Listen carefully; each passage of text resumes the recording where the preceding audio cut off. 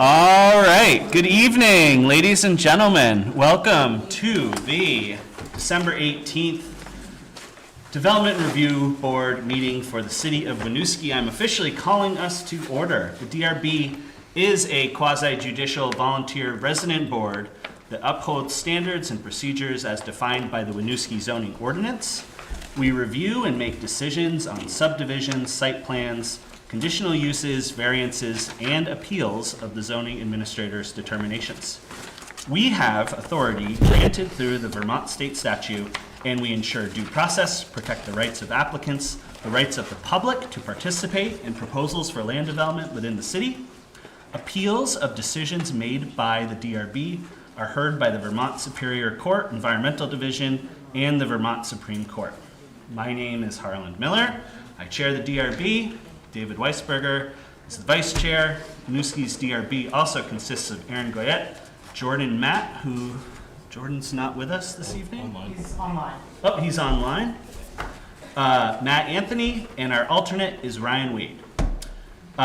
Typically, at the beginning, we hear any changes to the agenda, if there are any, and I don't think there are, right, that we've heard of yet. Revy? No. None? We also, as part of Vermont's open meeting law, grant an opportunity for public comment at every public meeting. If anyone has a comment about anything that is not on our agenda for this evening, this is your opportunity to speak. Okay, seeing and hearing none, we will get right into the agenda for this evening. Our first agenda item is to approve the previous meeting minutes. We have both November 20th, the previous meeting to tonight's, and also December 13th, which was our formal, informal, how did you state it? Something like that. Meeting. This was our site visit last Saturday to 255 Lafountain Street. If the board has reviewed the meeting minutes, I will hear a motion to approve them.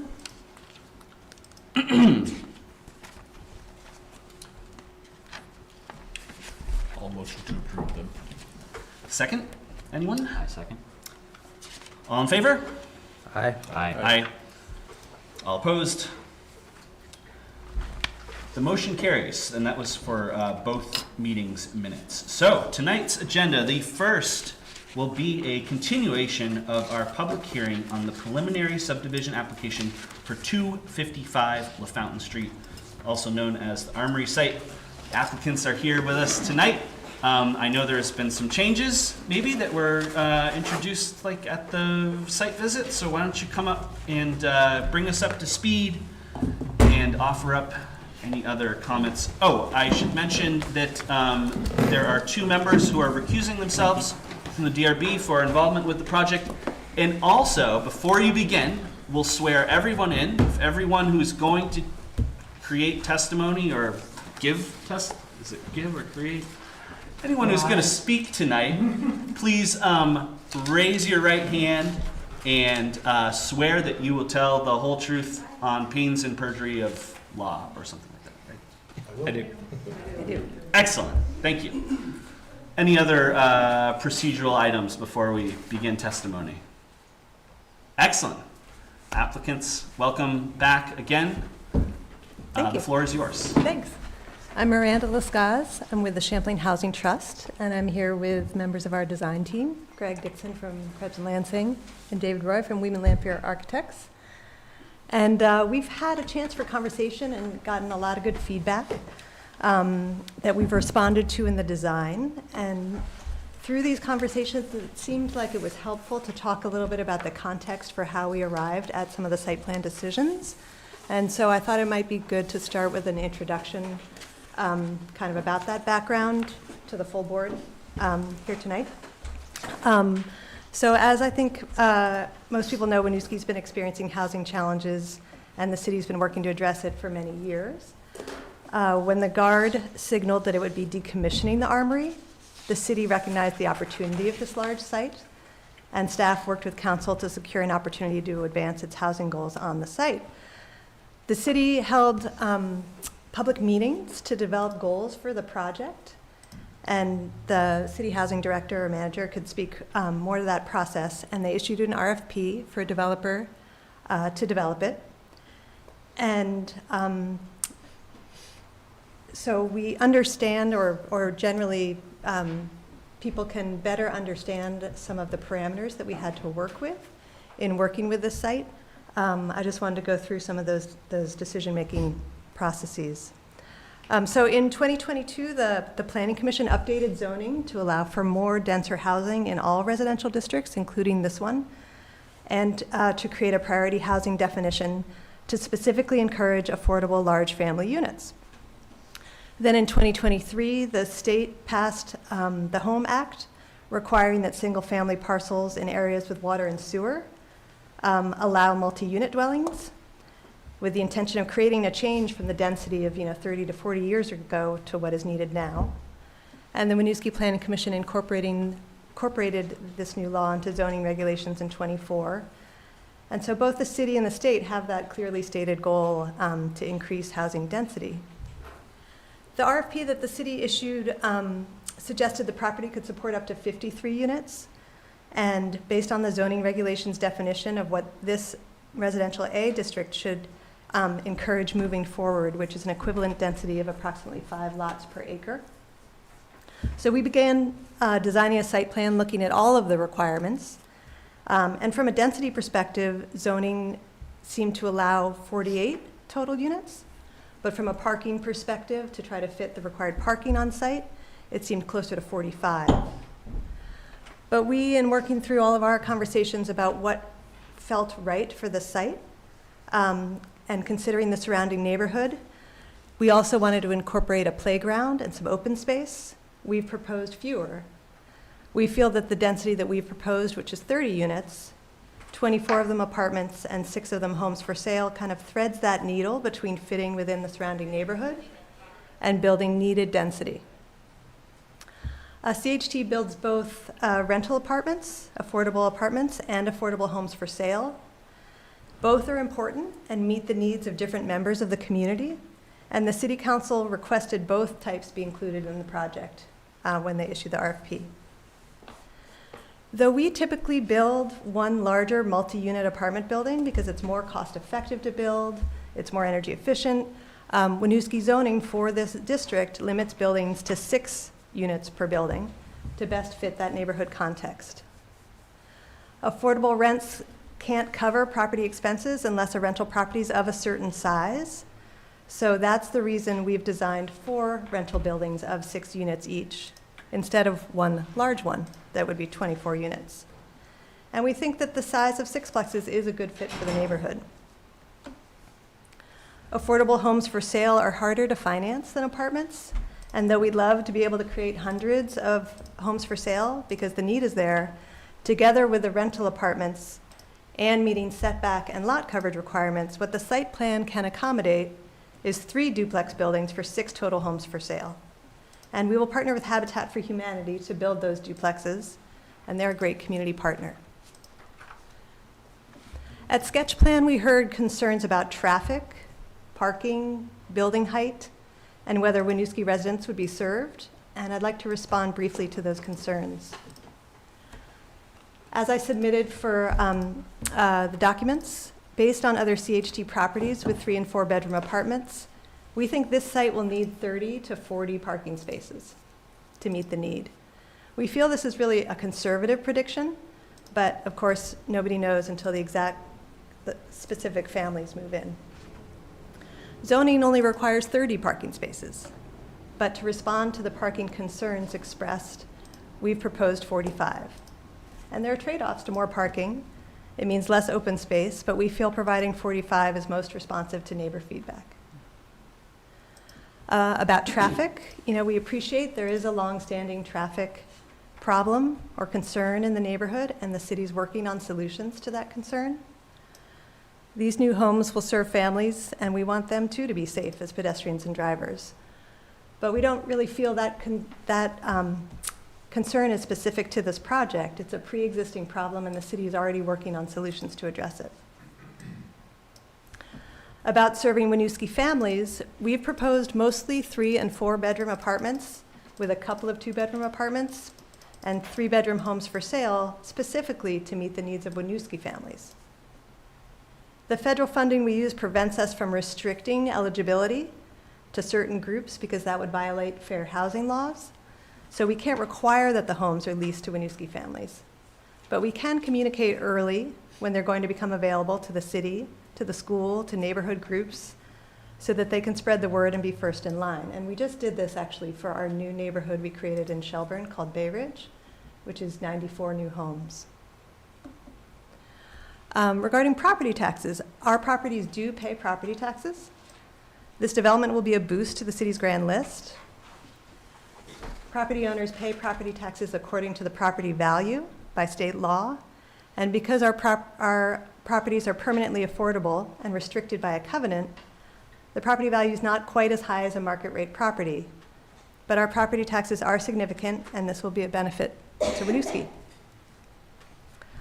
Lastly, about neighborhood character. This is a family neighborhood, and we have proposed housing for families because it's very walkable and it's close to everything. The existing building, the Armory, didn't fit the neighborhood residential character in its use, in its activity, and in its aesthetic. In this residential A district, zoning doesn't allow 5-story buildings like it does in the corridor district, but it does allow these buildings to be 4 stories tall. There are 3-story houses in the neighborhood. We've got some examples that we shared with Revi on Lafountain and Hood Streets, Whitney Street, and because those 3-story homes exist in the neighborhood, rather than go with 4 stories, we decided to propose 3-story buildings to better fit within that context. Lastly, most of the homes in the neighborhood have clapboard siding and pitched roofs. We've designed that same style instead of a more modern look of panel siding and flat roofs because pitched roofs and clapboard fit the neighborhood. So for these reasons, that's a little context of how we made some of the decisions we have and how we've responded to neighbor feedback. We've really appreciated the feedback we've gotten at our review meetings and responded to a lot of those comments. We've added entry porches, we've added sidewalk connections, we rotated and staggered the buildings, we added parking, we added a sidewalk the length of Park Street, and we're working hard to respond to concerns about height. At Saturday's site visit, we discussed a flat roof design, which would bring the roof height a little lower. Listening to feedback at the site visit, we're now exploring a third design that might better alleviate height concerns. It may be possible to create a design, and the team can talk more about this, where the roof pitch starts at the 2nd floor ceiling and the 3rd story lies more in a dormer, similar to some other homes in the neighborhood. So I think the roof peak with that scenario would be about 5 feet lower than the previous At the peak, pitch. it would be 5'6" lower Yeah. than previously proposed. So we value the conversations we've had with the board, the staff, neighbors, community groups, and we think we're arriving at the best version of the development because of these conversations. So I hope this context is helpful, and I can turn it over to Greg, our engineer, for more site details, or Dave for any questions. Thanks. I appreciate the background and the context. That's important. We should have started with that because that's an important piece. And with so many municipal meetings and so much going on, it's hard for all of us to read all the minutes and read all the agendas and be at every meeting. So I appreciate that. Where would you like to go next? Do you want to talk about the new renderings? Do you want to talk about the traffic? I'll leave it up to you. I can say a quick note about the traffic. As I've mentioned in past meetings, I have been working with city staff to kind of further evaluate traffic. And there was a request to omit the former use of the property. So basically say that there was no former use, no former traffic in those calculations, as well as add an inflator for families, basically. The idea being that obviously families could have more cars. And so the changes to the traffic were those requested by the city.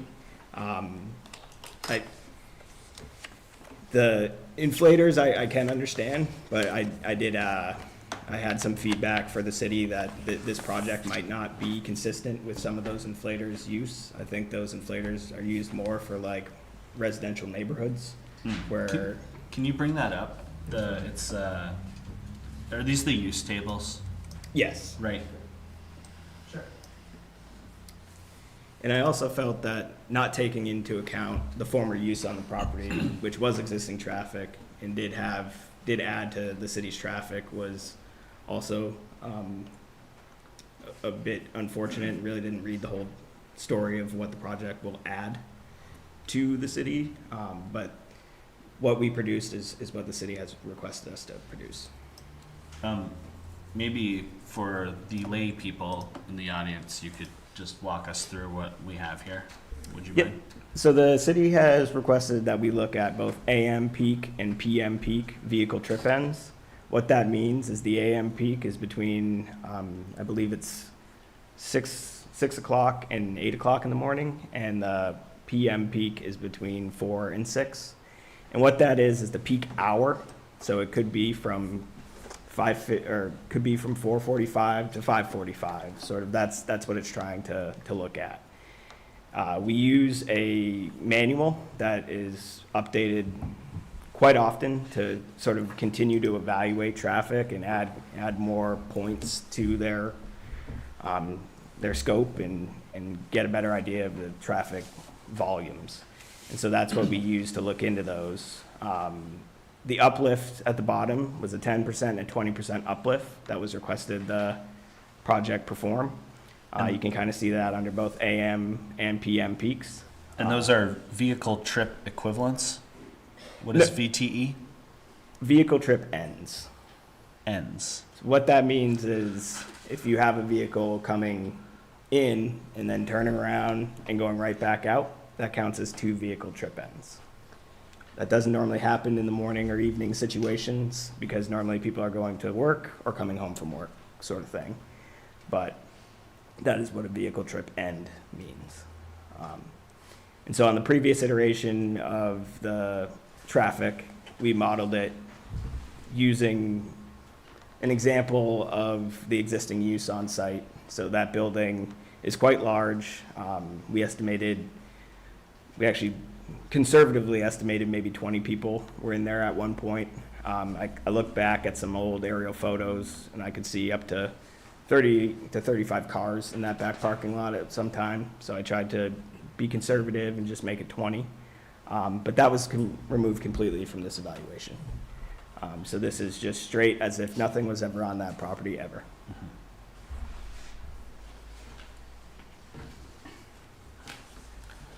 Any questions about traffic? Thank you. Yeah. Do you want to share some updated Yeah, I'd love to renderings? share our newer thoughts on Yeah, what please. we want to do to respond to this community. If you could post those around. Yeah, so I'll add that with the renderings because I got it in a little late yesterday and received them from David earlier today. They're included in the materials that's in front of you, but not online. So this is being presented to you for the first time tonight. Specifically, this is in response to, I wasn't at the meeting, but Saturday's meeting on site. There was some talk and discussion about the use of flat roofs and different materials. And I think when we came out of that meeting, it was believed that the original thought to having pitched roofs and kind of trying to lower or bring down that overall volume would be beneficial to the project and the community. So that's what we did, is took a look at that. So Did you this, want the differential with the same? no, I can talk through it, that's fine. Yeah, so the original peaked roofs were right about 40 feet.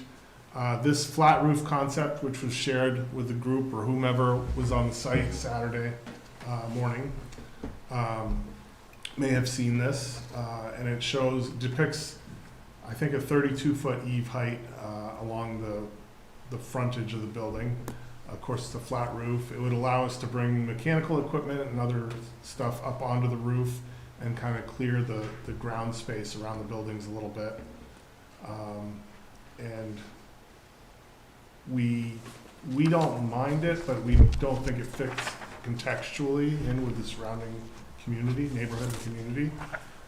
So we were kind of tasked to look at other options, and one of which is a 3-story building which has kind of a cape structure or dormer structure.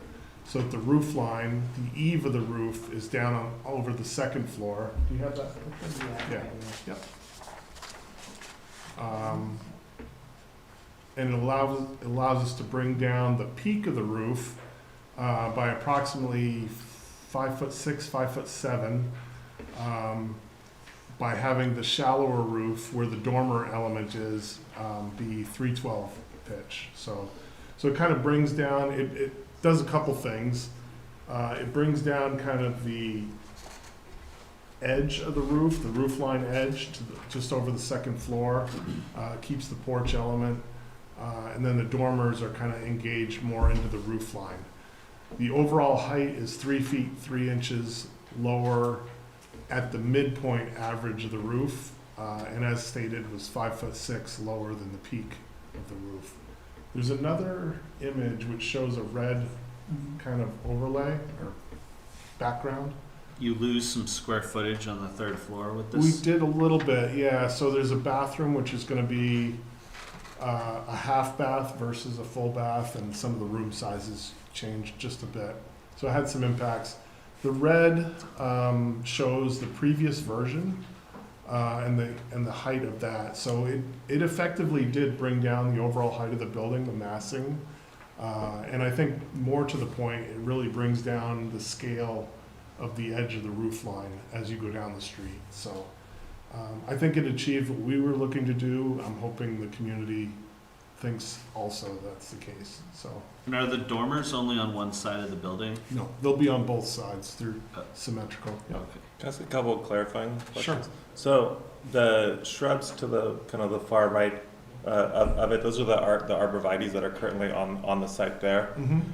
So we can more or less get a visual representation of the height of the building against those arborvitaes. That's all to scale, right? Yeah. Yeah, yeah. The telephone poles are also really good to kind of get a Right, because good- they're about there's 40 under feet, 40 yeah. feet. Yep. Yeah, Yep. yeah. So- It really, from the bird's eye perspective of the previous sketch versus this, I think that, that this gives it a much more favorable impression of what it would look like standing We're on the hoping street. that's the case. Yeah. Yep. So, and this is just in response to some feedback that we've gotten along the way. Do you have the site plan with you also? Yeah. Yeah. Did you want the rendering version, or? I think the one that shows the green space in between would be good.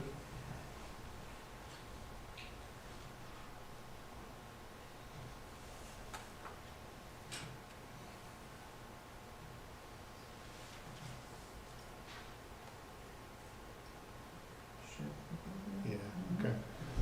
So this kind of shows the positioning of the buildings and how we've kind of staggered them a little bit. It's the first time we've actually put green on the green space, so it actually reads a little bit better in definition and gives you some indication of what the spaces are between the building and how they might be used. We've got playground spaces and other things programmed. And it just shows you how it addresses the street a little bit better as well. So I just wanted to share that image. And this includes the 30 to 40 parking spaces? 45, yeah. 45 Yep. total. And how many accessible parking spaces? There was two. Two, right? I think. Two Yeah. of the 45? Yeah. Okay. Yeah, two.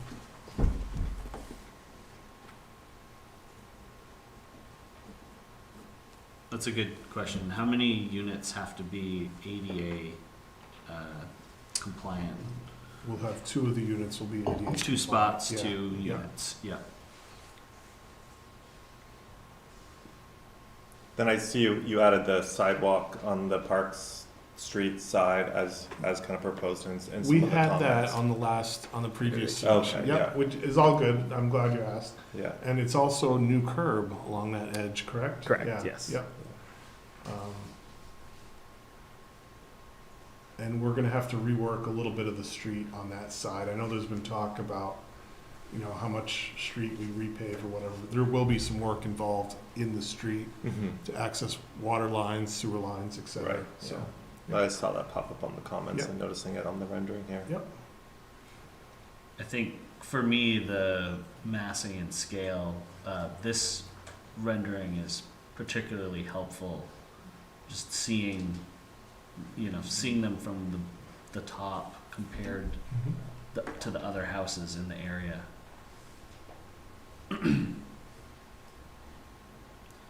You had mentioned some 3 stories on Hood Street, Lafountain, and Whitney. Do you have those in the materials at all? Yes.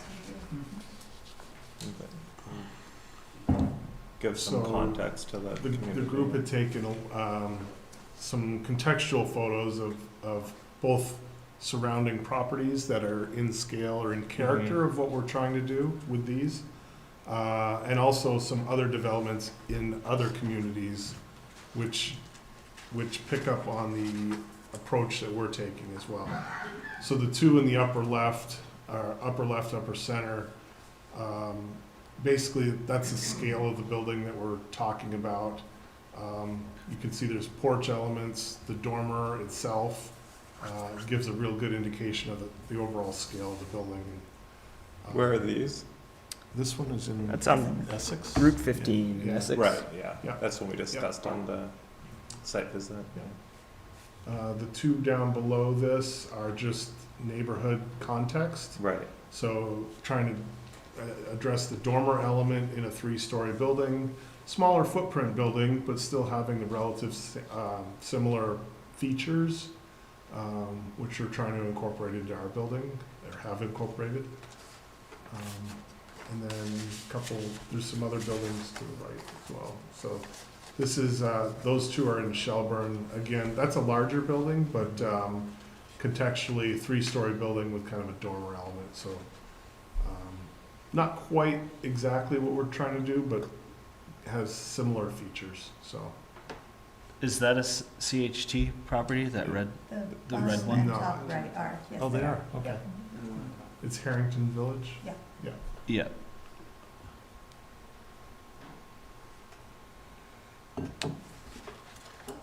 I mean, we won't have the elevator tower, or Right. those elements, but, That one's a 26-unit building, so much larger than, Yeah. but it shows the dormer over. That would be the whole project in one building.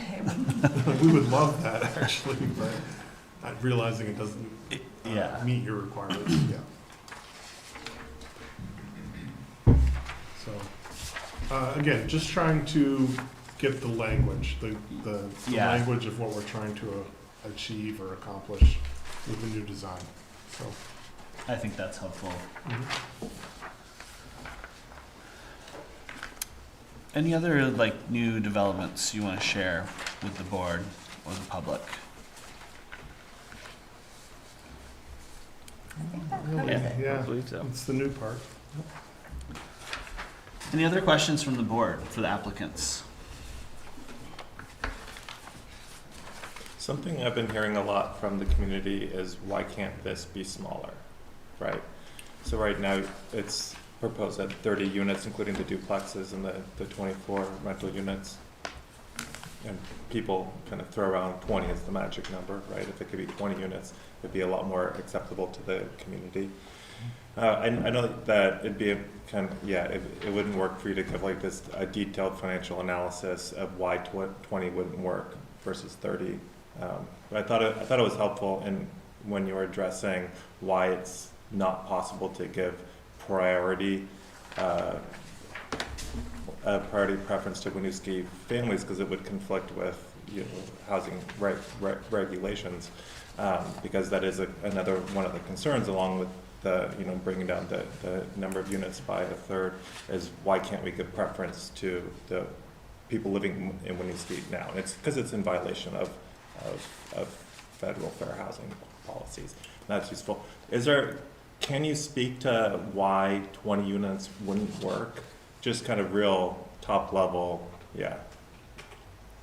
Sure. I think I addressed it a little bit by describing the goal of having both apartments and homes for sale. Yeah.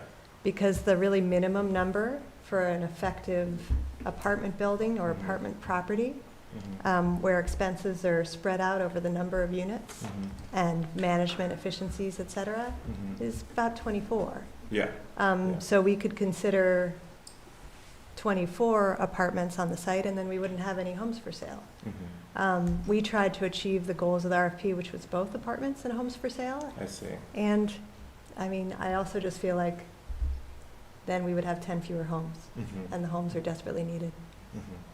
So, yeah, so when you're thinking about the kind of the feasibility kind of long-term in keeping Champlain Housing Trust alive, right, and how you have to generate revenue because of that, you're excluding the duplexes kind of from those calculations of how many units do we need to keep this solvent for the long-term health, right? Yeah, maybe it's Yeah. helpful to explain that each rental property is its own financial structure. It has its own, it operates financially independently. And Right. so its revenue from rents covers its own expenses.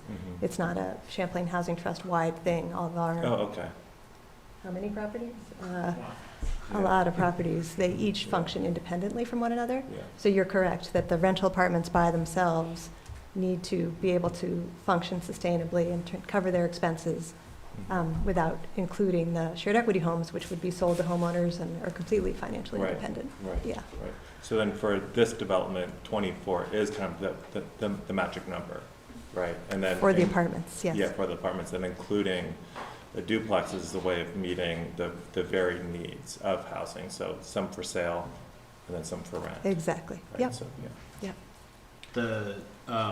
The Thank you. duplexes, oh, sorry, are you all? I know, I was just saying, thank you, yeah. Of course. The shared equity duplexes, are they condominiums in that there's an HOA for those 6 and exterior is owned by the housing trust or the condominium association? They would need to be part of an HOA. It's one lot. So there would be a 6-unit condo association for some shared expenses, but then each homeowner would own each Yeah, home.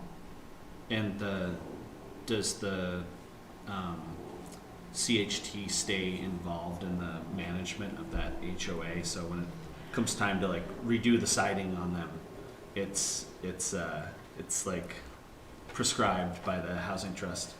Maintenance of the home is the responsibility of the homeowner. CHT helps HOAs. We provide kind of guidance and help as needed. Yeah. And CHT is involved throughout the life of those homes in that if they ever are resold, they're sold through the trust to another affordable buyer. Yeah, okay.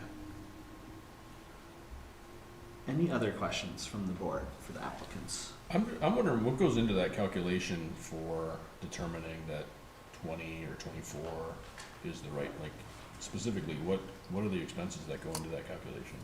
Yeah, it's really just from experience because our rents are restricted. So they're permanently restricted at federal set rates. And each rent depends on the income restriction of the unit. So some of the apartments are restricted to 60% area median income households, some to 50%, and some to 80% in this particular development. So it's not able to generate the cash flow that a market rate apartment building might, right? And so in order to cover the expenses, all of those expenses of trash pickup and snow removal and maintaining roofs and siding, et cetera, and insurance and property taxes, properties don't cash flow. They just have to be able to cover those expenses. And so it's really needed to have a certain number of units in order to spread those costs around. And does the cost for construction factor into that? Where does that, Not into the operating budget, no. where The does cost, that money come from, the construction cost? construction cost is also high in addition to expenses right now. We seek state and federal funds and sometimes philanthropic funds to put together all of the capital sources that are needed to build the building. And then the building operates through its So that's grant funding? revenue.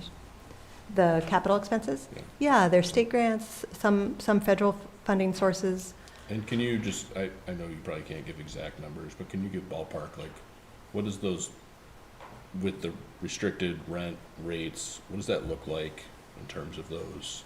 What would the rents be? 60%? Yeah. Sure. Yeah. It depends. It's always hard to answer that question because it depends on the household size, what is an affordable rent, and also on, as I mentioned, the income restriction for each unit. Mhm. But for example, the 3 bedrooms here are likely to rent for several hundred below market rate. So a 3-bedroom at 50% AMI around $1,600 for a 3-bedroom, and for an 80% area median income household, closer to $2,500. It's a sliding scale based on the tenant. It's based on the restriction for the apartment, actually. So when apartment becomes vacant, applicants apply, and they need to meet those income restrictions. They can't have a higher income than that apartment is targeted for. Yep, okay. And if it's helpful, for a family of 4, that 60% area median income is about $78,000 in the Chittenden County MSA. And for the 80% income restricted apartments, it's $104,000 for a family of 4. You just compared 2 different numbers, though. You gave us numbers for the 3-person rental rates, but then you said 4-person. A Right. 3-bedroom A 3-bedroom is might have a considered family of affordable. 4 in it, Okay, yeah, I see. yeah, Thanks. sure. Can I just say this one thing? You're also with the applicant, right? Yes. I am with the applicant, and I raised my hand, and I promised to tell the truth. Yes. You have to come up to the microphone. I just want to add. Introduce yourself. Sure, to us Michael again. Monti, I'm CEO. I work for Miranda mostly. So I just want to add a few things, because I think it's really important how we sort of want to lean into Winooski in terms of bringing people into the housing, into this housing. You know, often enough, you could do affirmative marketing by simply letting everybody know. But I think in this case, we're going to probably do a lot more than that. We're going to be talking to the folks in the Winooski High School who we know have children who are homeless, who are going to the high school, who are now not living in Winooski because of that. We'll work with the Winooski Housing Authority in terms of their wait list. We'll talk to other folks, other landlords who we know have overcrowding where we might be able to move people in. So we'll spend a good chunk of time early on affirmatively marketing, but essentially working with organizations and agencies and staff from other parts of the city to ensure that everybody in Winooski who wants to live in Winooski can live in this housing. And so that's a commitment that we'll make. I also do want to say that although we can't guarantee it, we'll work with every family who may be very low income, who needs to get a voucher potentially to assist with those rents.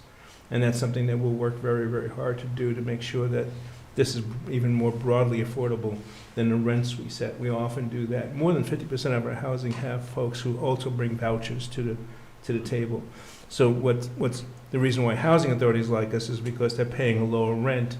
Their voucher program goes a little further. Yeah. They're able to sort of get families in at a lower cost to them, and for the families have stability with us as a housing organization. So I just want to add that's an essential part of why we're doing this, but how much we will sort of do that, lean into that for the city of Winooski. So just wanted to add that.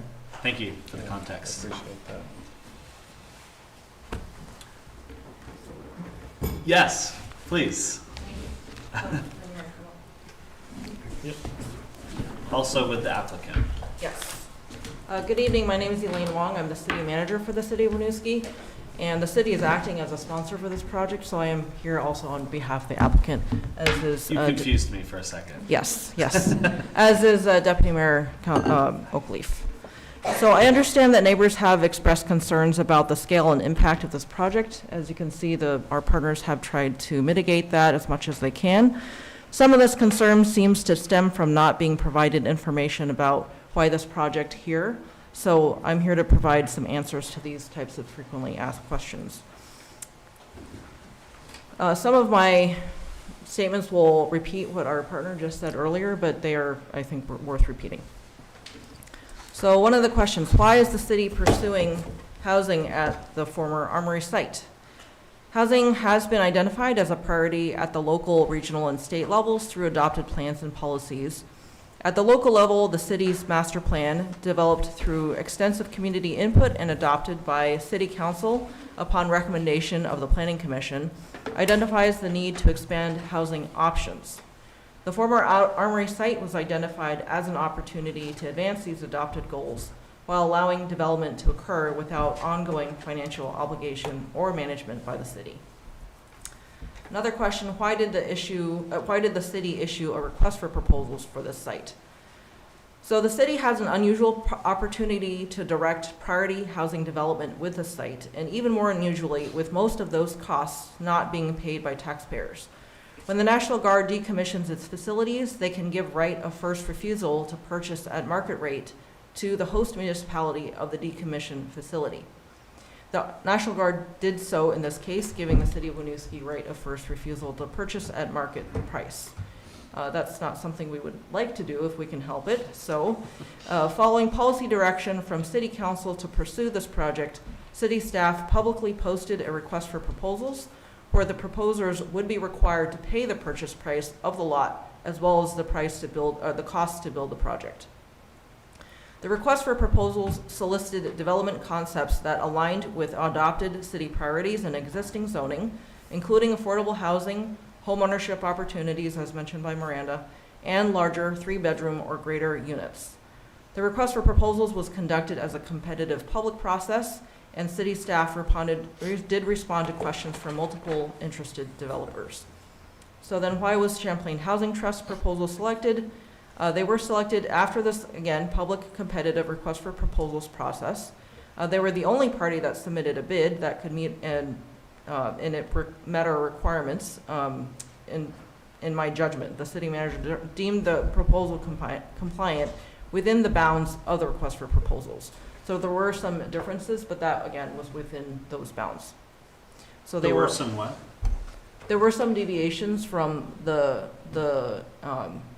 requirements of the proposal. However, in any of our contracts that we issue, we say that we reserve the right to negotiate with bidders in the best interest of the city at our sole discretion. Can you speak to some of those deviations? Yeah, so the 50-50 split, we did ask for people to propose what they thought was viable, and we received that, and they explained why they couldn't, and Miranda just explained some of that. 50-50 split of rental to home ownership. Correct, yes. Yep. Thanks for clarifying that. The other piece was being able to guarantee Winooski residents would be afforded, and Miranda also explained why that can't be guaranteed for the rental units. Yep. So what is the Development Review Board's role in this process? Obviously, you know your role, so I'm not presuming to tell you, but just to clarify for the public in case this is a new process for them. The Development Review Board's role is to review the application against the city's adopted zoning and land use regulations. The board does not set housing policy or revisit decisions regarding policy made through prior legislative, planning, or policy processes. The board's responsibility is to determine whether the proposal complies with the applicable unified land use development regulations. Another question, has this project asked for any waivers or special changes to the zoning regulations? Answer to that is no. The project has been designed to comply with the city's adopted current zoning regulations, and the applicant is not requesting any waivers or special changes to those regulations.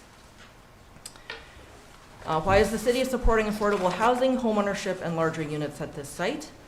Through adopted plans and policy direction from City Council, informed by studies and community input, the city has identified a need for a range of housing types, including affordable rental housing, homeownership opportunities, and units suitable for families, including larger 3-bedroom or greater units. The request for proposals process was designed to encourage proposals that respond to multiple identified housing needs within existing zoning, particularly those housing types that the private market has not been supplying. Another question, how much parking is required and how much is being provided? That might be quite clear now, but just to reiterate, under state law, the Development Review Board cannot request or require an applicant provide more than one parking space per dwelling unit. However, they have in an attempt to be responsive to neighborhood concerns.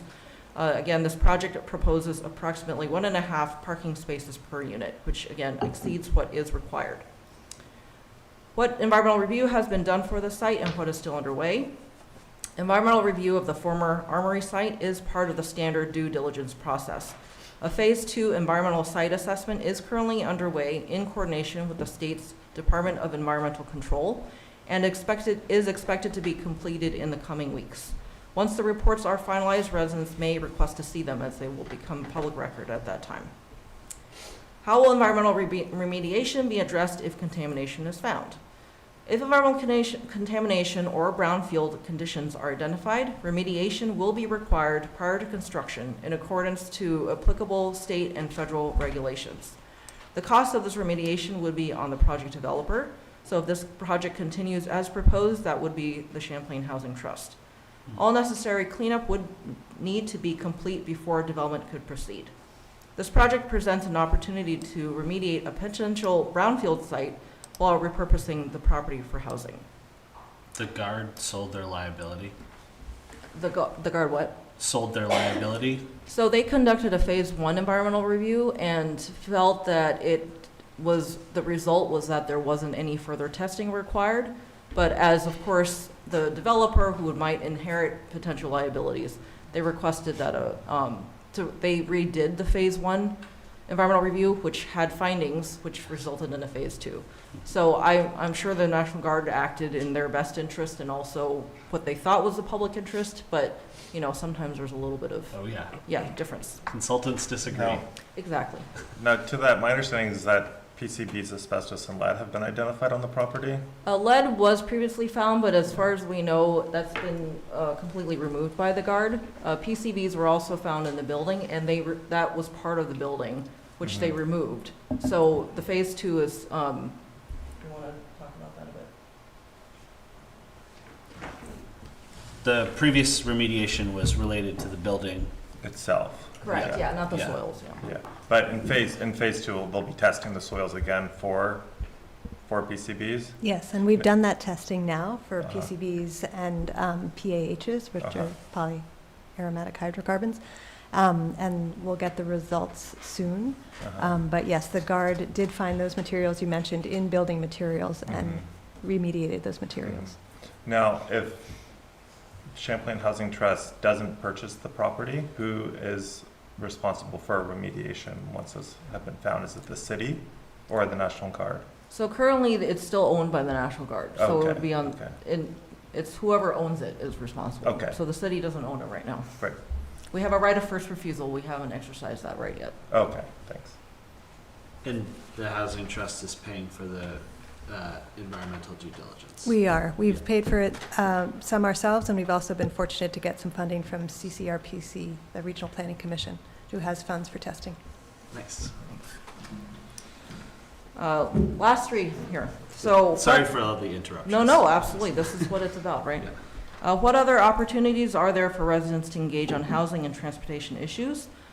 Because there might be some questions being prompted by this project that, as Miranda was referring to, is really not specific to the project.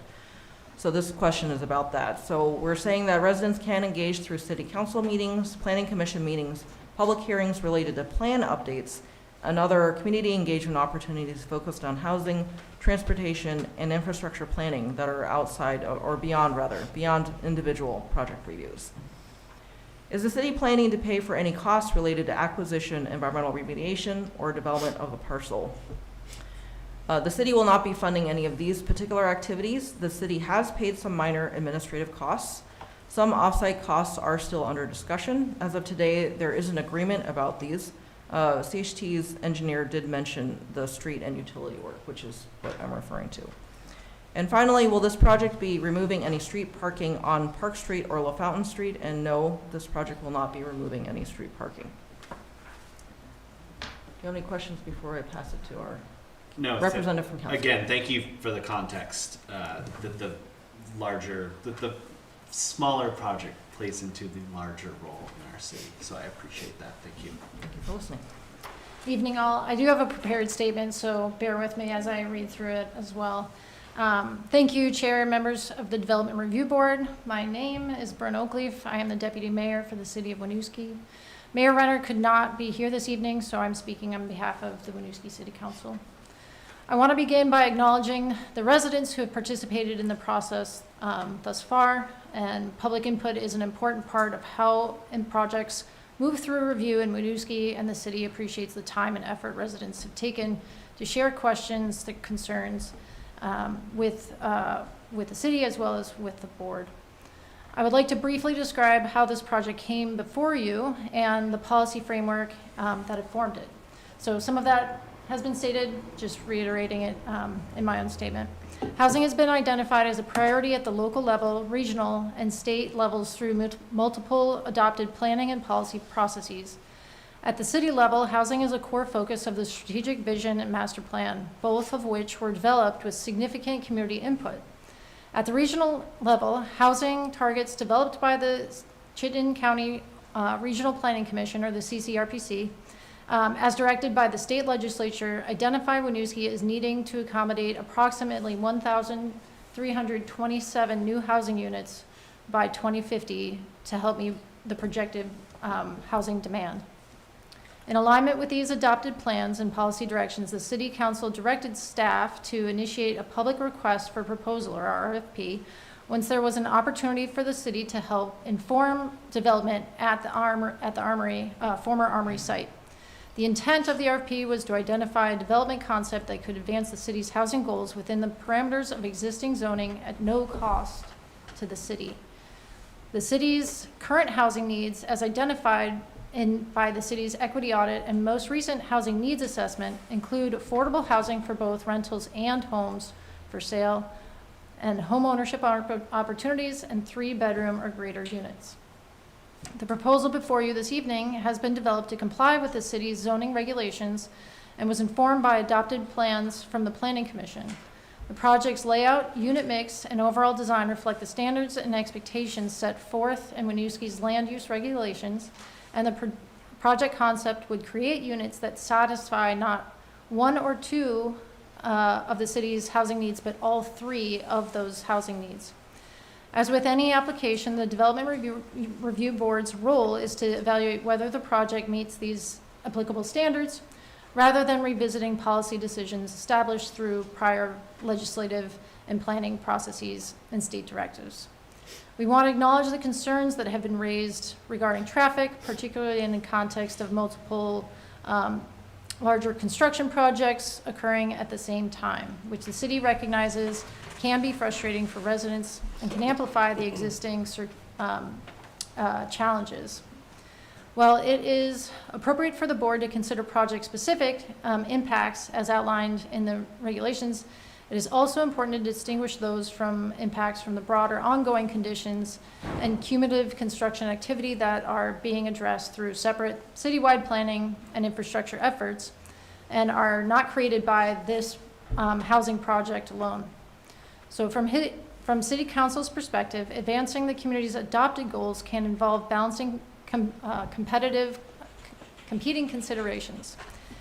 Given the acute need for affordable housing, 3-bedroom or greater units, and the limited ability of the private market to produce these housing types on its own, City Council reviewed the former Armory as a rare opportunity to advance those priorities with an existing zoning, and again, at no cost to the city.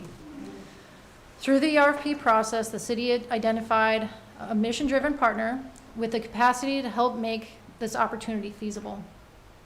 Parking has also been part of the conversation around this project, and to offer some broader context for it, state law, municipalities are limited to requiring no more than 1 parking space per dwelling unit with the recent legislation. The proposal includes approximately 1.5 parking units, spaces per unit, which is more than what's required. And more broadly, the city's adopted plans emphasize creating walkable communities, safe streets, green space, thoughtful landscaping, and rather than large areas of underutilized space for parking. These planning goals reflected in both the state law, local regulations are intended to balance parking needs with the efficient use of land. So in closing, the city values the Development Review Board's independent role in applying the zoning regulations as adopted, and City Council establishes policy through a public process informed by community input, and the board's work to ensure those adopted standards are applied to individual applications. So thank you for the time and thought that you've brought to this work and to this particular project. And please let us know if you have additional questions. Thank you again for the perspective from the city and the greater context in which we're deciding. Can I ask a question? So,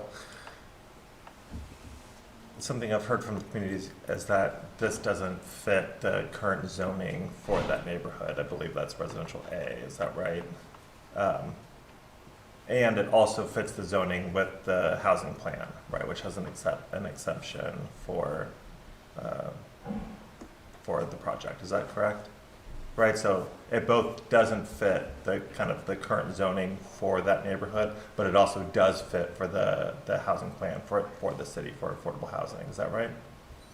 My understanding is that it appears to meet the dimensional requirements of zoning, so that there isn't, I don't understand where a judgment would be that it doesn't fit with existing regulations, any of them. Okay, then it must have been my confusion.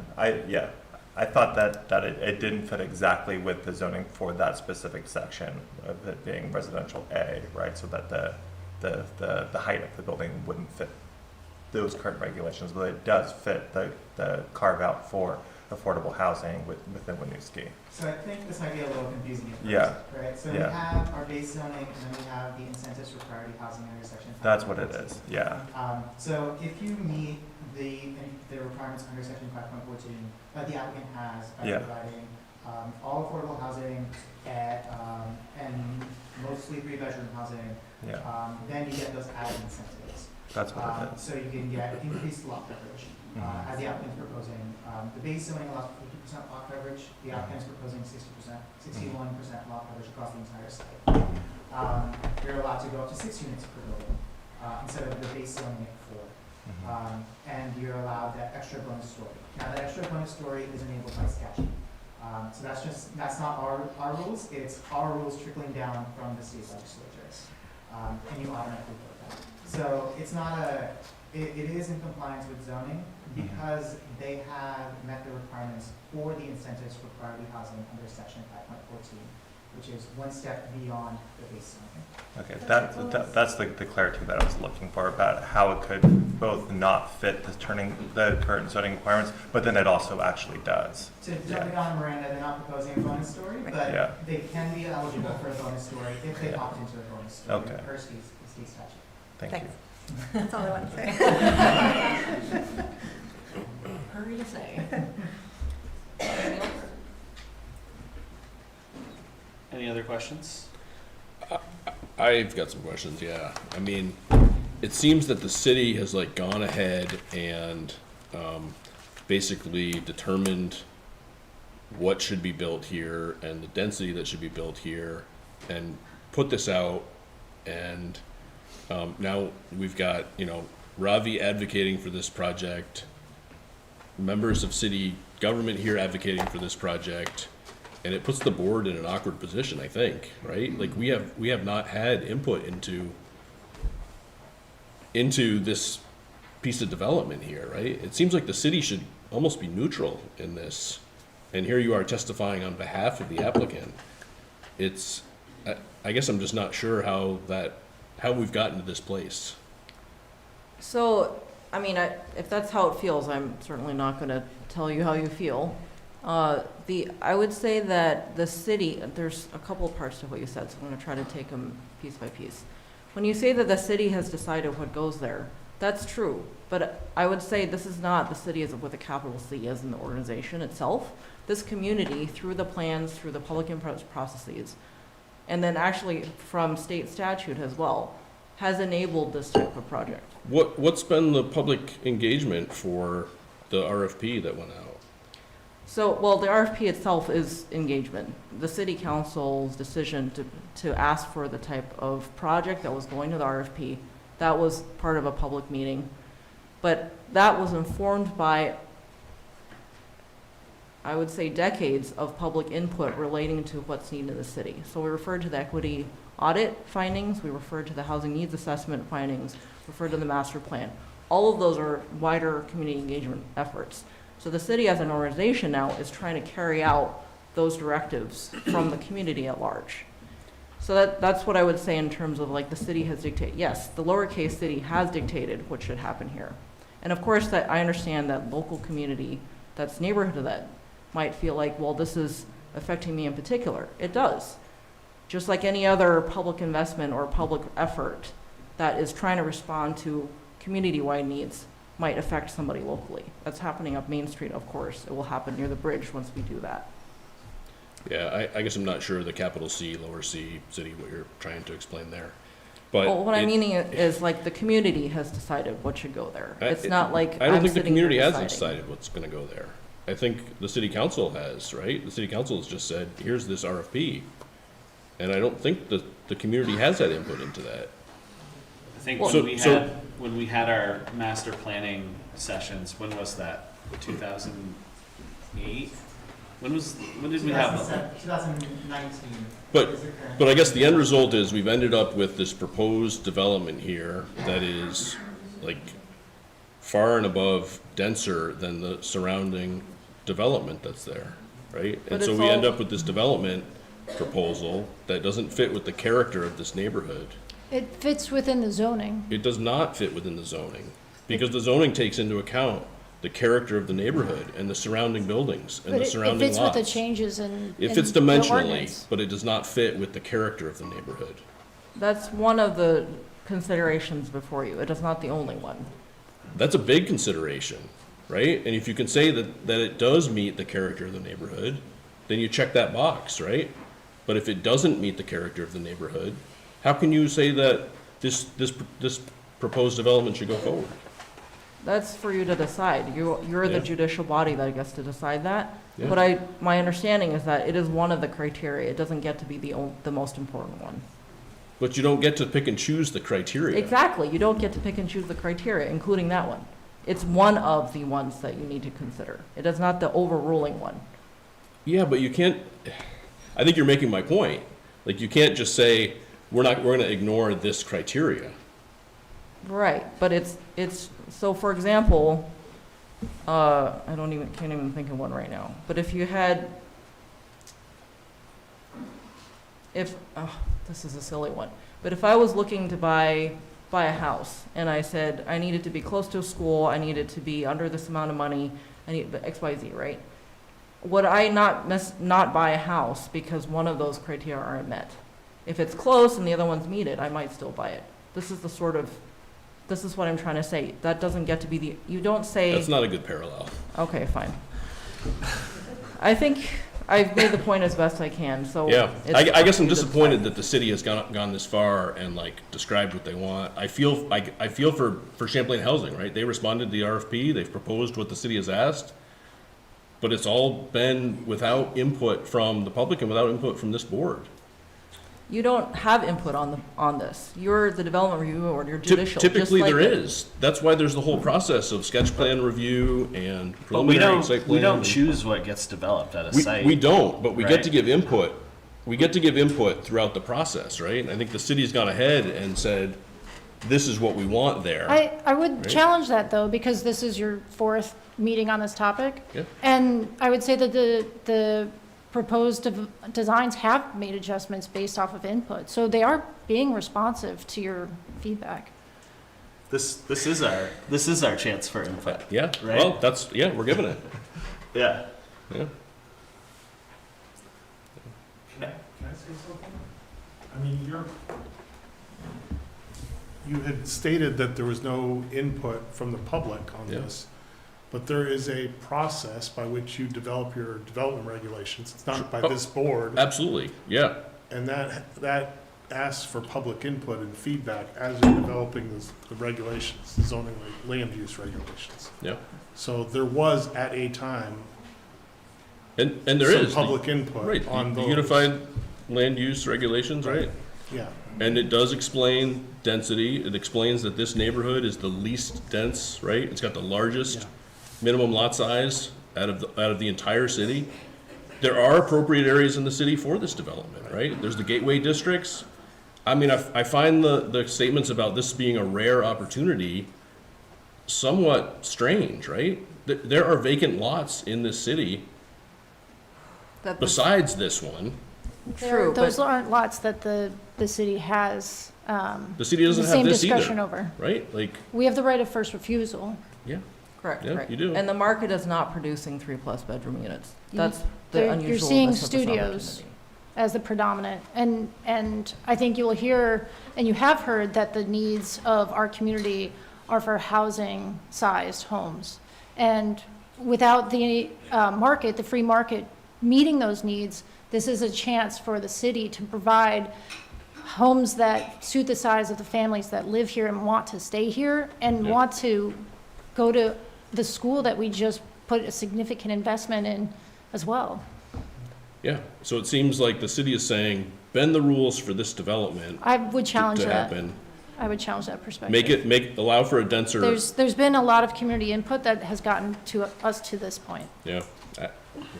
Okay. Any other questions for the city? Or any other questions from the board for the applicants?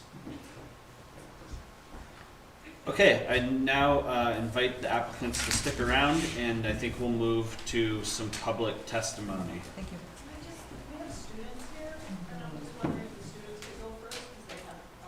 I would love that, yes.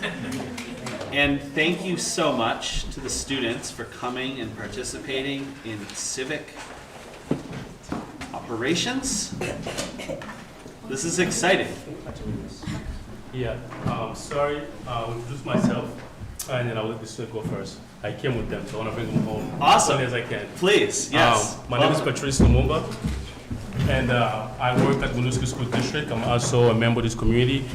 I heard every single thing what you guys were saying earlier, and we have had multiple meetings with the city, multiple meetings with our community regarding what's needed in our city, regarding how big of housing we need in the city. So I heard every single thing you were saying, but we have had many meetings at the school district on what the students need, and this is the reason why I brought the students here for themselves to speak up on what they need. They're speaking up on many family who are here today, many family who are very vulnerable, who has no voices. So they're here to speak up on those guys. So I myself as well, we are advocating for 3 to 4 bedroom housing in the city because we are losing many students to other school districts. So diversity in our city is going little at a time. So the earlier we can save it, the better for our city. So I will go on and pass to our students and speak up on what they really need. So here, I'll start my pansy. I'll give it to you. There's your notes. Okay. Hi. My name is Mapenzi Selemani and I'm a senior at Winooski High School. Why Winooski needs affordable 3 to 4 bedroom housing? We currently have 24 students in the Winooski School District who identify as experiencing homelessness and are actively receiving support. This shows that housing instability is already affecting our students and families. Jenny Davis has worked closely with many families in our community on housing issues. Based on this work, between September 2024 and December 2025, the past 16 months, the Winooski School District referred 33 households who were under-housed, paying over 70% of their income toward rent, or forced to move because landlords sold buildings or raised rents to amounts families could no longer afford. During the same time period, 17 households were literally homeless, had children in the school district, and wanted to stay in Winooski. These families needed stable, permanent, affordable housing in the city in order to keep their children enrolled in school. Why 1 and 2 bedroom units will not meet the needs of many families in Winooski. Families with multiple children simply cannot fit into these homes. Many of the people who can afford 1 and 2 bedrooms units are people moving in from out of state, college students whose parents are rich and can just pay any amount. When housing is built this way, it pushes Winooski families out. Families are forced to leave their schools, jobs, and support system just to find a 3 to 4 bedroom home they can afford somewhere else. Why 3 to 4 bedroom affordable units matters. Many families in Winooski have several children, live in overcrowded spaces, are doubling up with other families because larger units are not available or affordable. Without 4-bedroom affordable housing, families leave the city. Students are displaced from their schools, and housing instability and homelessness increase, and our city loses on diversity. Closing, at the end of the day, we are asking for 3 to 4 bedroom affordable homes because our families need them. We want families who already live here, work here, and send their children to our schools to be able to stay in Winooski. Building 3 to 4 bedroom affordable units helps keep families together, keeps students in their schools, and keeps our community strong. This is about making sure there is room in our city for all kinds of families and that everyone has a safe and stable place to live. Thank you. Thank you. So I want to share a story about my friend. So I have this one friend. She's a girl and she's like sharing a room with her brother. And as a woman, you need your privacy, and as a male, you also need your privacy because you cannot be sharing the same room with your brother. As you grow, the cycle keeps growing and it's getting worse. So you need to there's some things that your brother cannot see about your body and stuff. So, yeah. So, and they're planning of moving away because they're living in 2 bedrooms, and that's not acceptable for them because they can't continue living like that as they keep growing. So the parents is planning of moving somewhere else. But the kids want to stay in Winooski, the parents want to stay in Winooski, but they can't do that if they don't have a house that can provide what they need, that can support their children. So I feel like if they had a 3-bedroom house, they could have stayed. But if they don't have that, so what they're supposed to do about it? Nothing, basically. So I feel like giving them the opportunity to have their own bed, it's gonna increase the population of the people and the diversity, and people are gonna keep coming to Winooski, and that's what we want. We want to build a strong community, like everyone feels like they have the support they need, they're included. So I feel like that's why it's best that we give people what they need and what you guys what we want, basically. Thank you. Thank you. Hi, I'm Joyce, and I'm a senior at Winooski High School. I'll say in our community, building affordable 3 to 4 bedroom houses is really important for big families. When I first came here, when we first moved here, we were living in 1-bedroom apartment when I had to share a room with my brother, my mom, and then which was really uncomfortable. I had no privacy, and then I was feeling uncomfortable. It was really bad. Then I was having more bedrooms means each person can have their own space and privacy.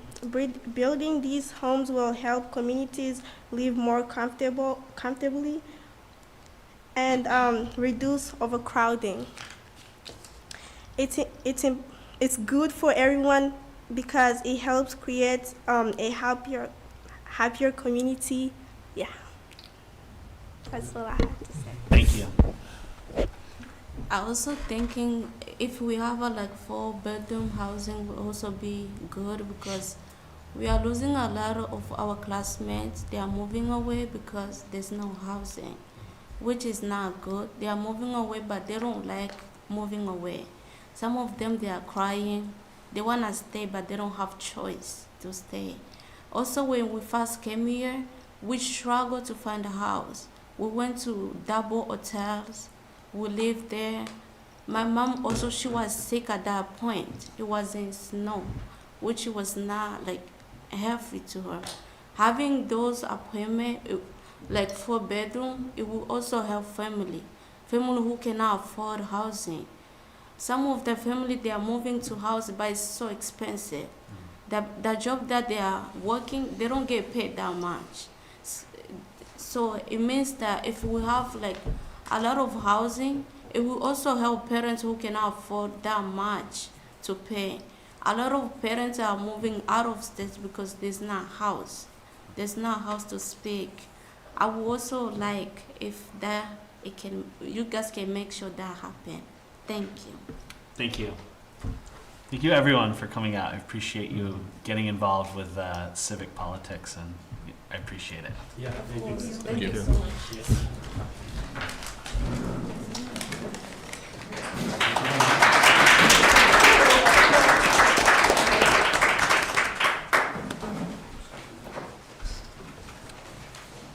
Who else would like to speak from the public this evening?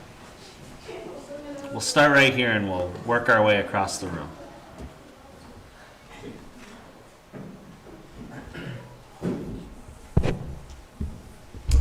Hi, I'm Matt Guile. I'm a resident on Lafountain Street. I'm actually also the librarian at the school district, so I get to work with those lovely people every day. And the housing crisis in Winooski is apparent to me every day. I get those families that they were talking about couldn't stay here. Those are students I had to say goodbye to that wanted to stay and continue to live in our community that can't because we don't have housing that meets their needs and the needs of our community. And the thing that I love about Winooski and I feel is core to what it is a place that houses these amazing international communities. And that is the character of Winooski that I want to preserve. I was actually kind of sad hearing that the project had gotten scaled back some. I'm advocating for that bonus, bonus floor. And I also want to ask not to restrict the sort of livable space just to reduce the height of the house, the height of the building. But again, thank you so much for all the work that everybody has done, that the city did, making sure that we're bringing this desperately needed thing to our community. And again, thank you, Champlain Housing Trust, for all the work you've done. So, thank you. Thank you very much. Carla, we also have a few hands on Zoom, so. Maybe we'll alternate. Yeah. Let's take one online. Yeah, Yeah. please.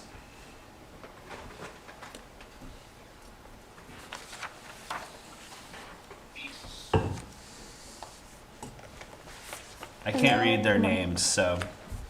My name is Ruth Steinmetz. I guess I can't turn on my camera, but I hope you can hear me well.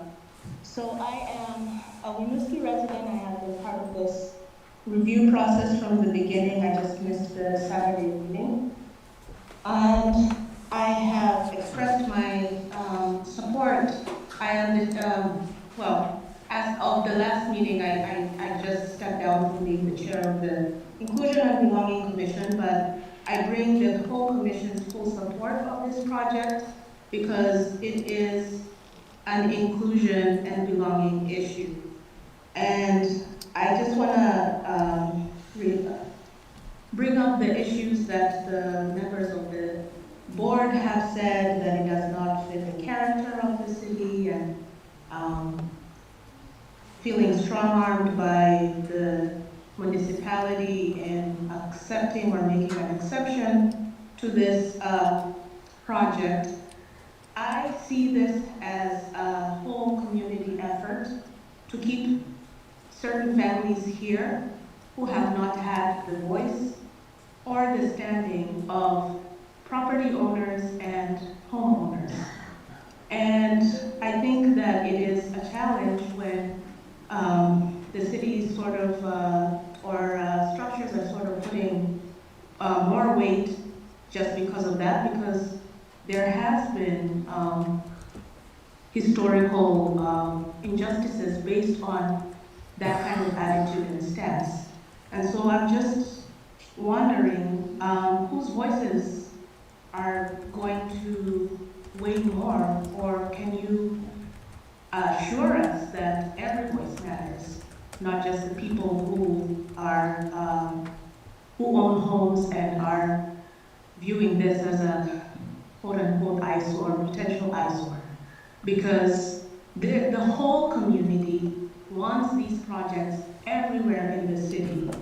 And it is meeting the requirements, it is meeting the laws, it is meeting all the ordinances and all the processes that have been set up to ensure fair and just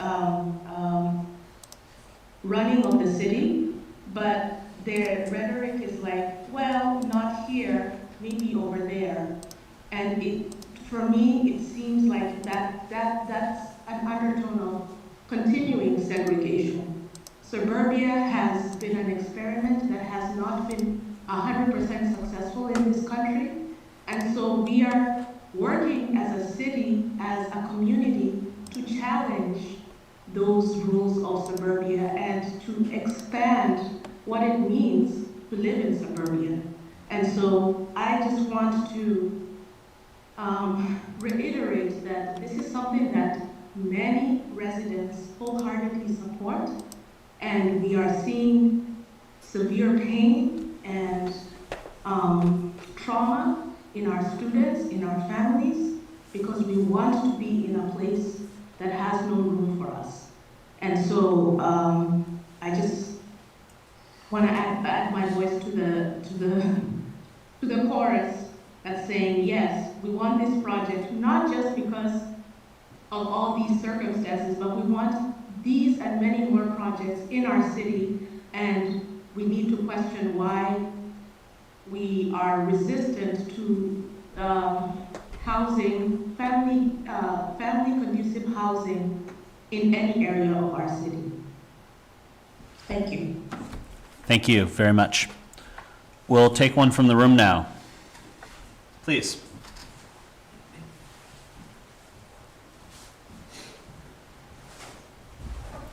I'm Jean Silva. I live on Lafountain Street since 2002. 5 years before that, I was on Hickok Street. And when I was a baby, I was in Levittown on Long Island. So I know suburbia. I would be delighted to have this project in my neighborhood.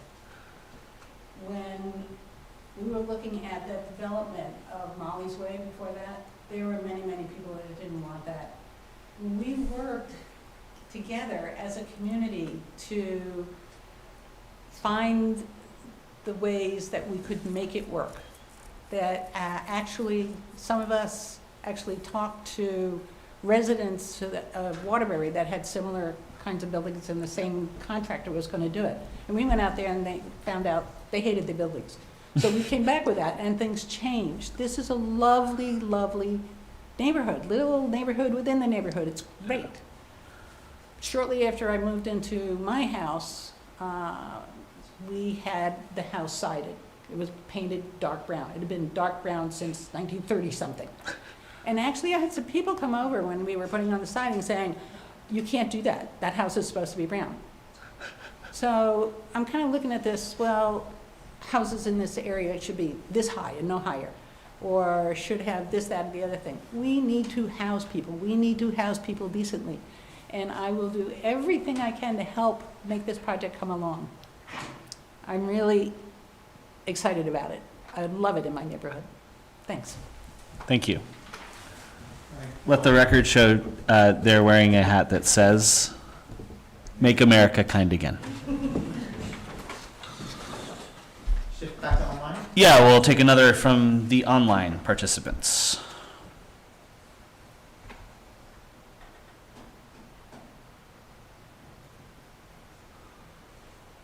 Oh.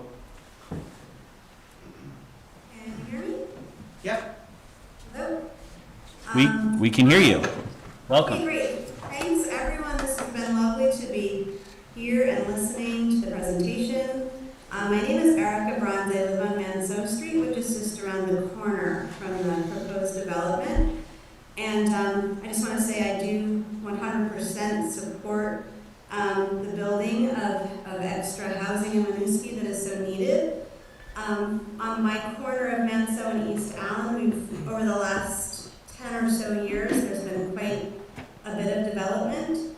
And it's, you know, had its bumps, but I think it's a positive thing, and I very much feel like it's our responsibility to build in our backyard in a way. I think that density is really important to reduce sprawl, and that it's kind of the way of the future here. We're going to have more and more people in the area, and I do believe that we need to build housing to support them. So I'm definitely in favor of the development. I do just want to voice that I am concerned for pedestrian safety on Manso Street, especially in the wake of what this development will bring, which is more traffic.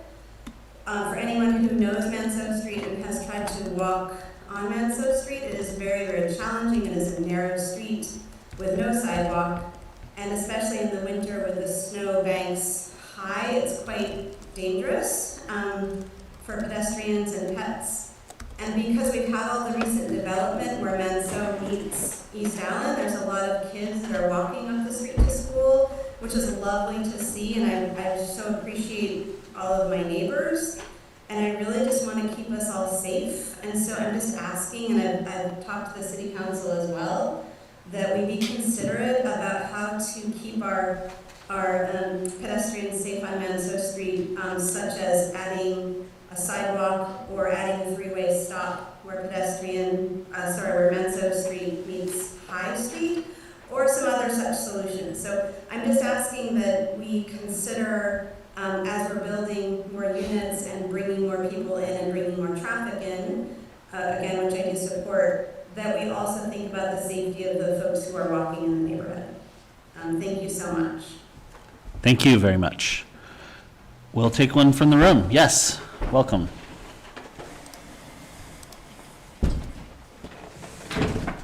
Hi, I'm Kate Kappelman-Sins. I own a Champlain Housing Trust shared equity home on West Spring Street. I'm also a volunteer member of the board of the Champlain Housing Trust. And I just want to take an opportunity to share a few words about the organization that is proposing this project, or you're proposing to work with. So Champlain Housing Trust is a nonprofit organization primarily serving Chittenden and Franklin counties.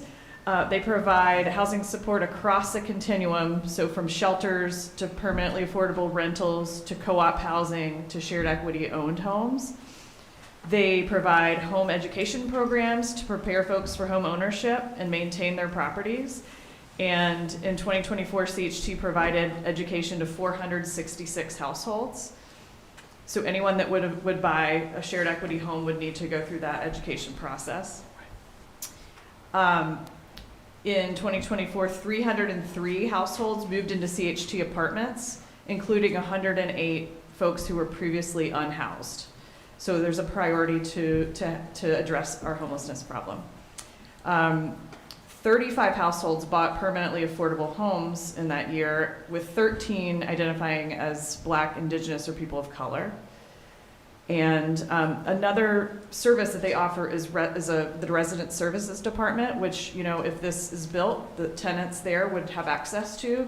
So that is a program of case management and service coordination that helps to keep residents in their homes and kind of maintain them in a way that, you know, keeps the community safe and affordable and clean. And I also want to talk about a couple of things that CHG has done in our community already. So the Butternut Grove condos, which are sort of over there, provided 20 affordable homes to households in 2022, and in my opinion, an improved streetscape to Mallets Bay Avenue. And currently, CHT is partnering with the city to redesign and renovate the O'Brien Center, including a brand new larger library space, which is sorely needed. And so in conclusion, I just wanted to demonstrate that CHT is way more than just a developer or a landlord. They're already stewards to our community, and they've just demonstrated a commitment to addressing the needs of Winooski residents across ages, classes, and cultural identities. So please approve the Lafountain Street project so that we can continue to benefit from the stewardship of this organization. Thank you very much. Do we have another online? Yep.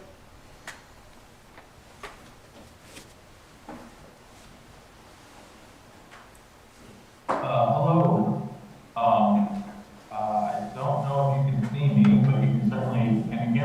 Yes, we can hear you. Welcome. Okay, excellent.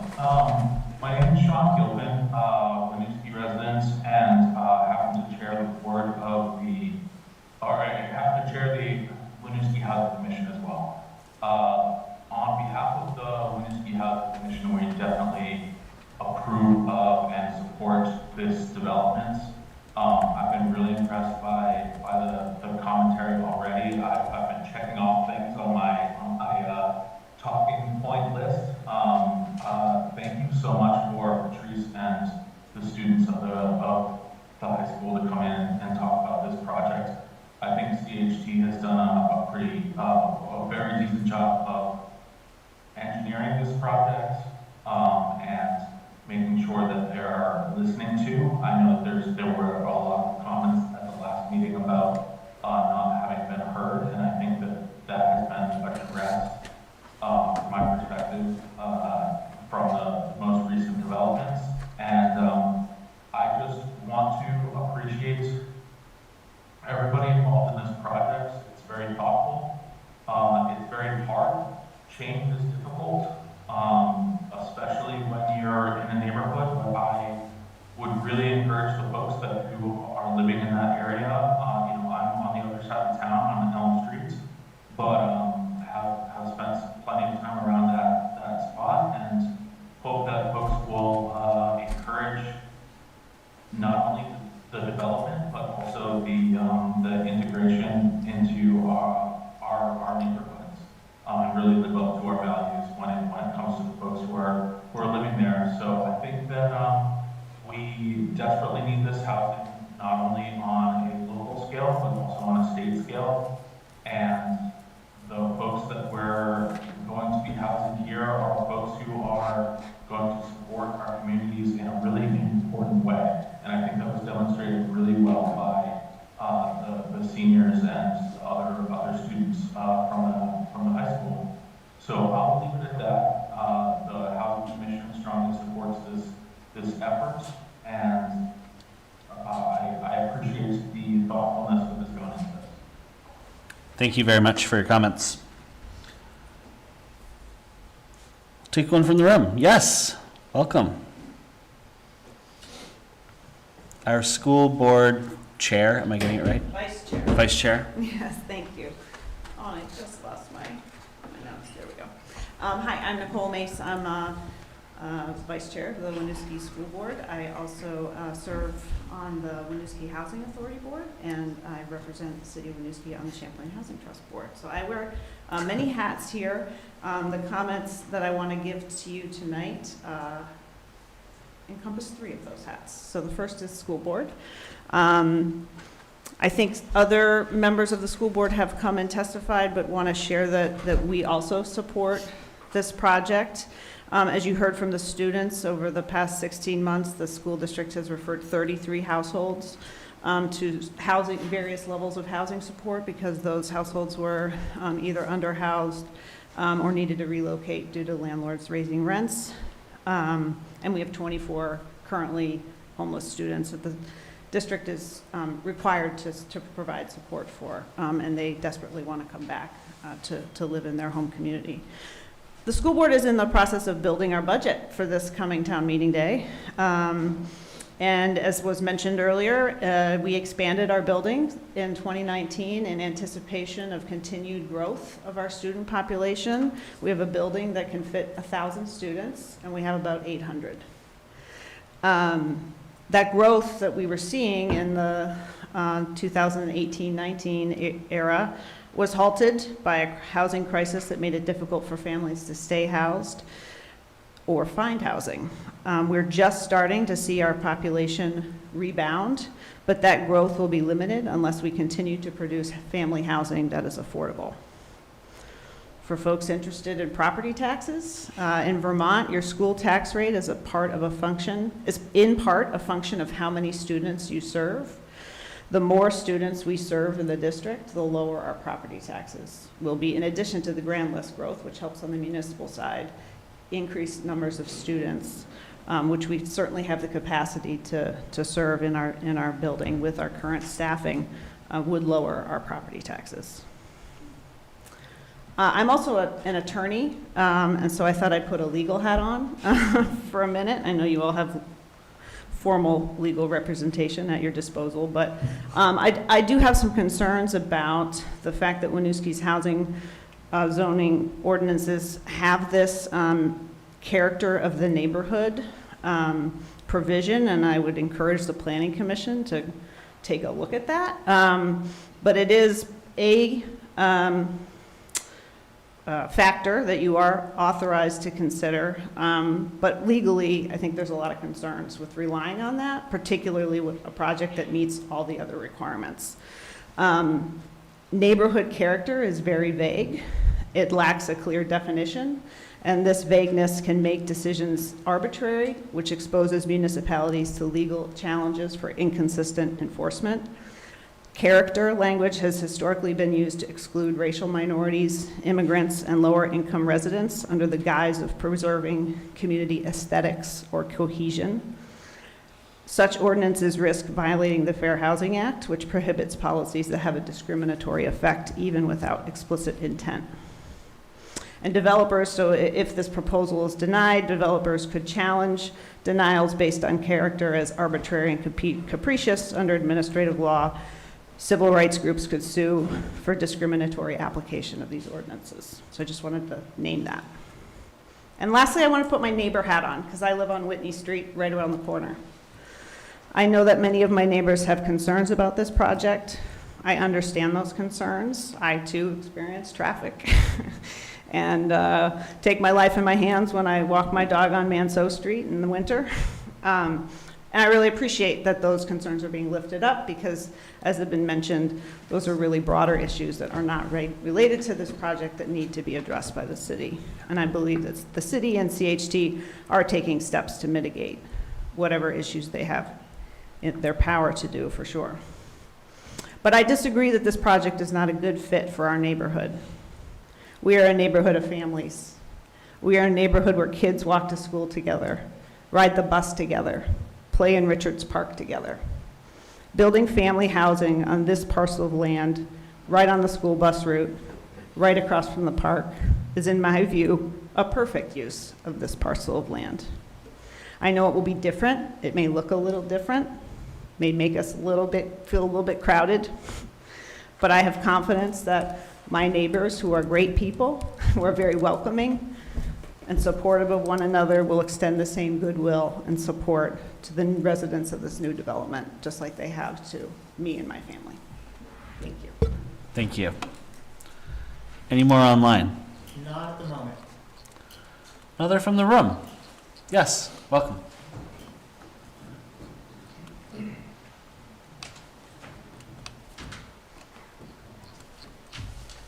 Hello.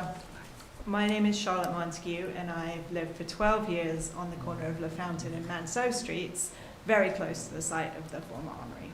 And I am in favor of this project, and I appreciate everybody who's already publicly declared their support.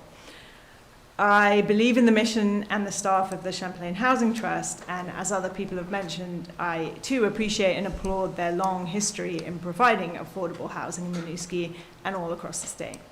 I respect the strategic consideration that has already gone into the design of this project, and as we saw this evening, the quick turnaround from being on the site on Saturday to incorporating that feedback and coming up with new designs by Thursday, they continue to do so.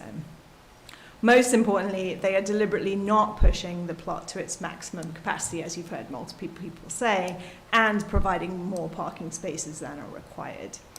You only need to drive down Lower Franklin Street and look at that newly erected monument to awkward garaging to see what happens when you promote maximizing space and not thinking about people and community.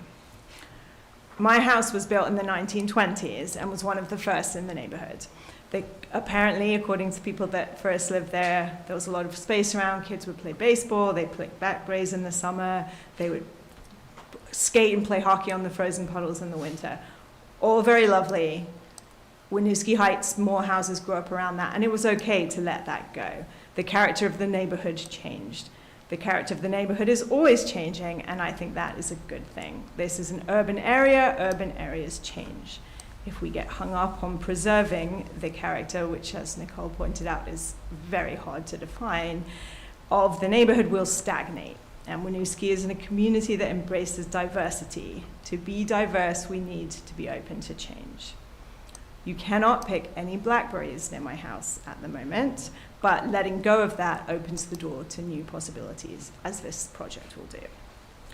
Last night at the school board meeting, there were many comments about how proud and thankful people are to be residents in Winooski in what has been a very difficult few weeks for this community. Teachers and parents spoke of how kids feel safe at school despite the hate and fear that is swirling around them. People who feel scared and threatened spoke about the bravery of school leadership and the protective and outraged response from the community who stepped up to support them and made them feel so glad to be here in this town in this time. Every family and every child deserves to feel safe in their community, and we can do that in Winooski, but in order to do so, we need housing. Housing that is designed for families and to foster community. This project meets those criteria. It's been proven many times this evening and will potentially bring 30 families into the fold of our community. When my kids heard about this project, they were excited. They already began to plan how they could recruit kids of their age to move in, ideally ones who like to ride bikes in the woods, skate, play video games. It seems that would contravene federal housing requirements, so they can't do that. But when I told them that people were objecting to the project, they couldn't understand why. To them, it's very simple. People need houses, so we build houses. Of course it is not that simple. This project, as with every project, is mired in layers of complexity and compromise, practical considerations, time, money, permits, politics. But I fervently hope that we can all remember that underneath the complexity, we do have that simple foundation. People need houses, build houses. Thank you. Thank you. Another from the room. Yes, gentleman in the back.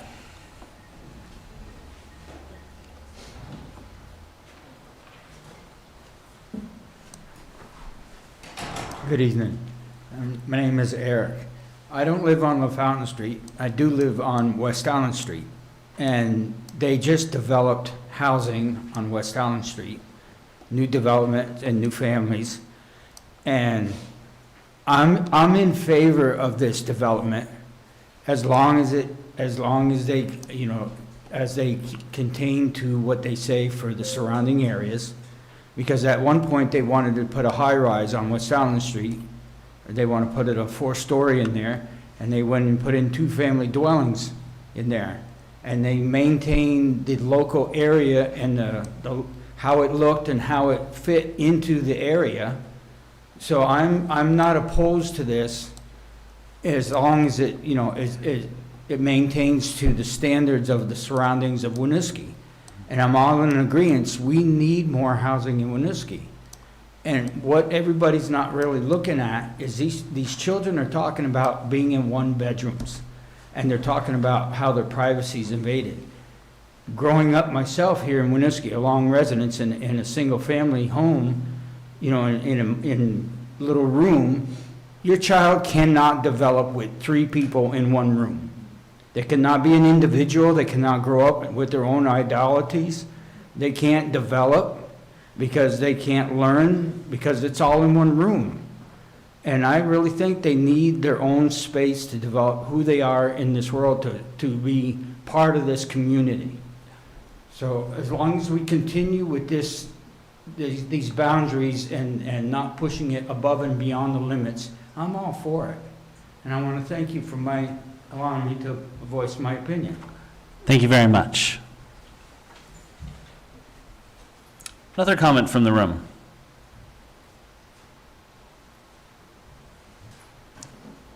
Hi. Welcome back. Hello. My name is Michelle Wheeler. I live at 85 Dion. I'm literally directly across the street from the proposed development. A lot of things have been said about people not wanting or being against the 3- and 4-bedroom housing, and that is not anything I've actually heard. It is not anything I feel. It is not anything I've heard anybody who has voiced opinions antithetical to this development. It has always been about the scope of the development. It has always been about the density of the development. It hasn't been against the 3 and 4 bedrooms. Everybody agrees that those are what is needed. It is about the amount of 3 and 4 bedroom units that have been proposed in this. I have heard repeatedly, and somebody was just talking about the Molly's Way thing. I think I actually brought up that a development that looked or presented like Molly's Way with that amount of housing, maybe 8 or 10 houses or duplexes even, would more fit this. When I hear about the character, nobody's talking about the character. People are talking about the character of the buildings and the development and what that looks like and feels like. I have not heard anybody talk about any other character except about the character of the neighborhood and the scope and height. And we all went out there and looked at what that height would look like and the imposition. To be honest, Champlain Housing Trust has done a lot of work and has reworked things. And honestly, the last roof lines look the best. They look the most like housing and fit that neighborhood. What they actually haven't done, though, is actually listened to any of the residents who talked about the density and the number of units. That is what we've talked about. It's still 30 units. It's always been 30 units. Nobody has ever there has been zero compromise between CHT. And now what I'm understanding and what I'm recognizing is that that is what the city maybe asked for. I was one of the people that noticed that last time the request for proposal period was 3-4 weeks and that there was only one and that came from CHT and that's how it went forward. When I read these letters from your own members of your Department of Public Works, it's a little alarming how this actually went forward into the process of getting here and having you people be the deciders on a process where there should have been a whole lot more input at the beginning when developing the proposal that the city then is connecting with CHT. I guess this isn't really something that CHT came up with. It's something that CHT came up with in response to what the city asked for. And where was our input at that point? Because that is the place where this density issue should have been discussed, and we should have been able to be making a development here of 3 and 4 bedroom housing units that would have fit the scope of this 1.2 acre property, you know, in a zone, what is it, Zone A residential neighborhood, which is the least one. So there's those pieces, and that's a little disturbing to me that we did not know about this process.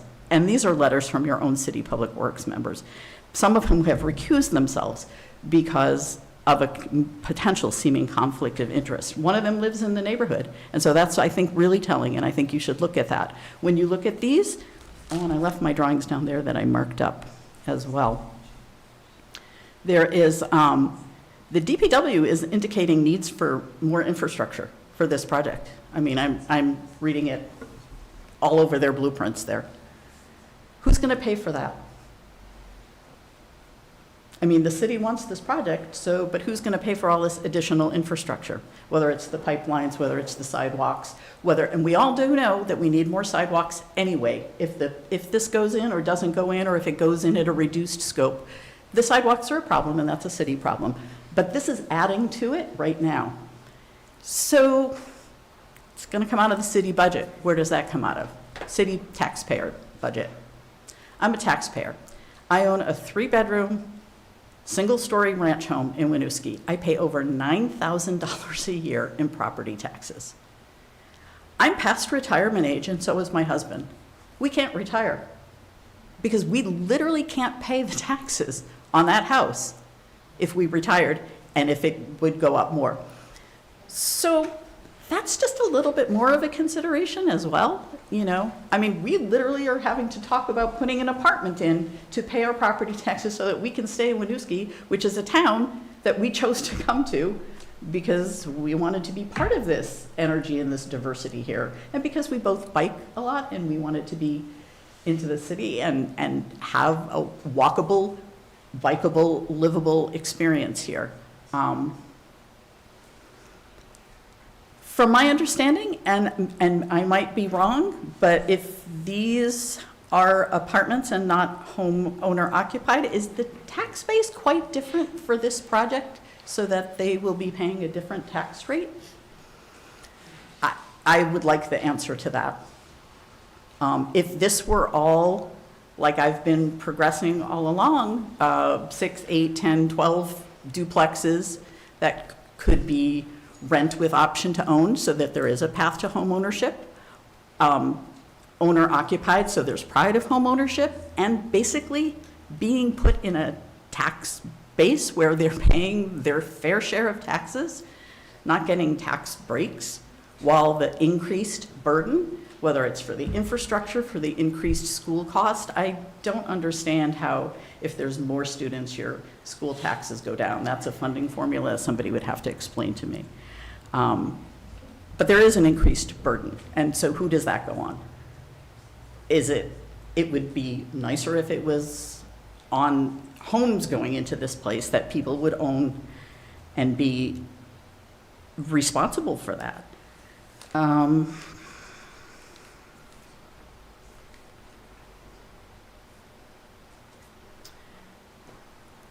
think that's about it. I do have my other things marked up in relation to the DPW questions, but they're there if you read the letter and you read the blueprints. They have questions about things that need to be done, and they also questioned about why these things, how this got to this point. It shouldn't be here at this point right now. But clearly it got to this point because this is something that the city has decided to partner with and push ahead with before getting the actual public input at a point in this prior to where we would be here today. So again, if the scope of this were lesser, if this were homes that were going to be owner occupied and find a pathway to housing, even if they were just rent to own for a while, and if it was a scope where they were 2 stories high and there was a manageable amount of these homes there, anyway, I don't know, pick a number, 10, 12, 16, but somewhere far less than 30 homes. 30 homes with 4 bedrooms is a lot of people. Let's say that's 150 people or plus, depending on those bedrooms. I don't know. That's a lot of people. And yes, we all need it, but this one project isn't going to solve all of it. Look at the letter. These 2 letters from your own DPW people have outlined 2 other sites in Winooski that a project of this scale, not this particular project. Yes, please put a project here. Just make it fit the scale. But the St. Stephen's space and a space that the Winooski School District owns. That's right on there. There's space there, right next to where they have it, to put something of this density. And the Winooski School District chose not to engage with the process of building that and chose instead to put it for a soccer field. I'm sorry, which letter are you referencing? Okay. I believe it's the letter from John. Which one? From John Rauscher, the Director of Public Works. It's in the package here. Am I allowed to say the person's name? I'm sorry. What? Can I say the person's name of the letter? Please. It's public record, I guess. Yeah. John Rauscher's letter, looking at item 5.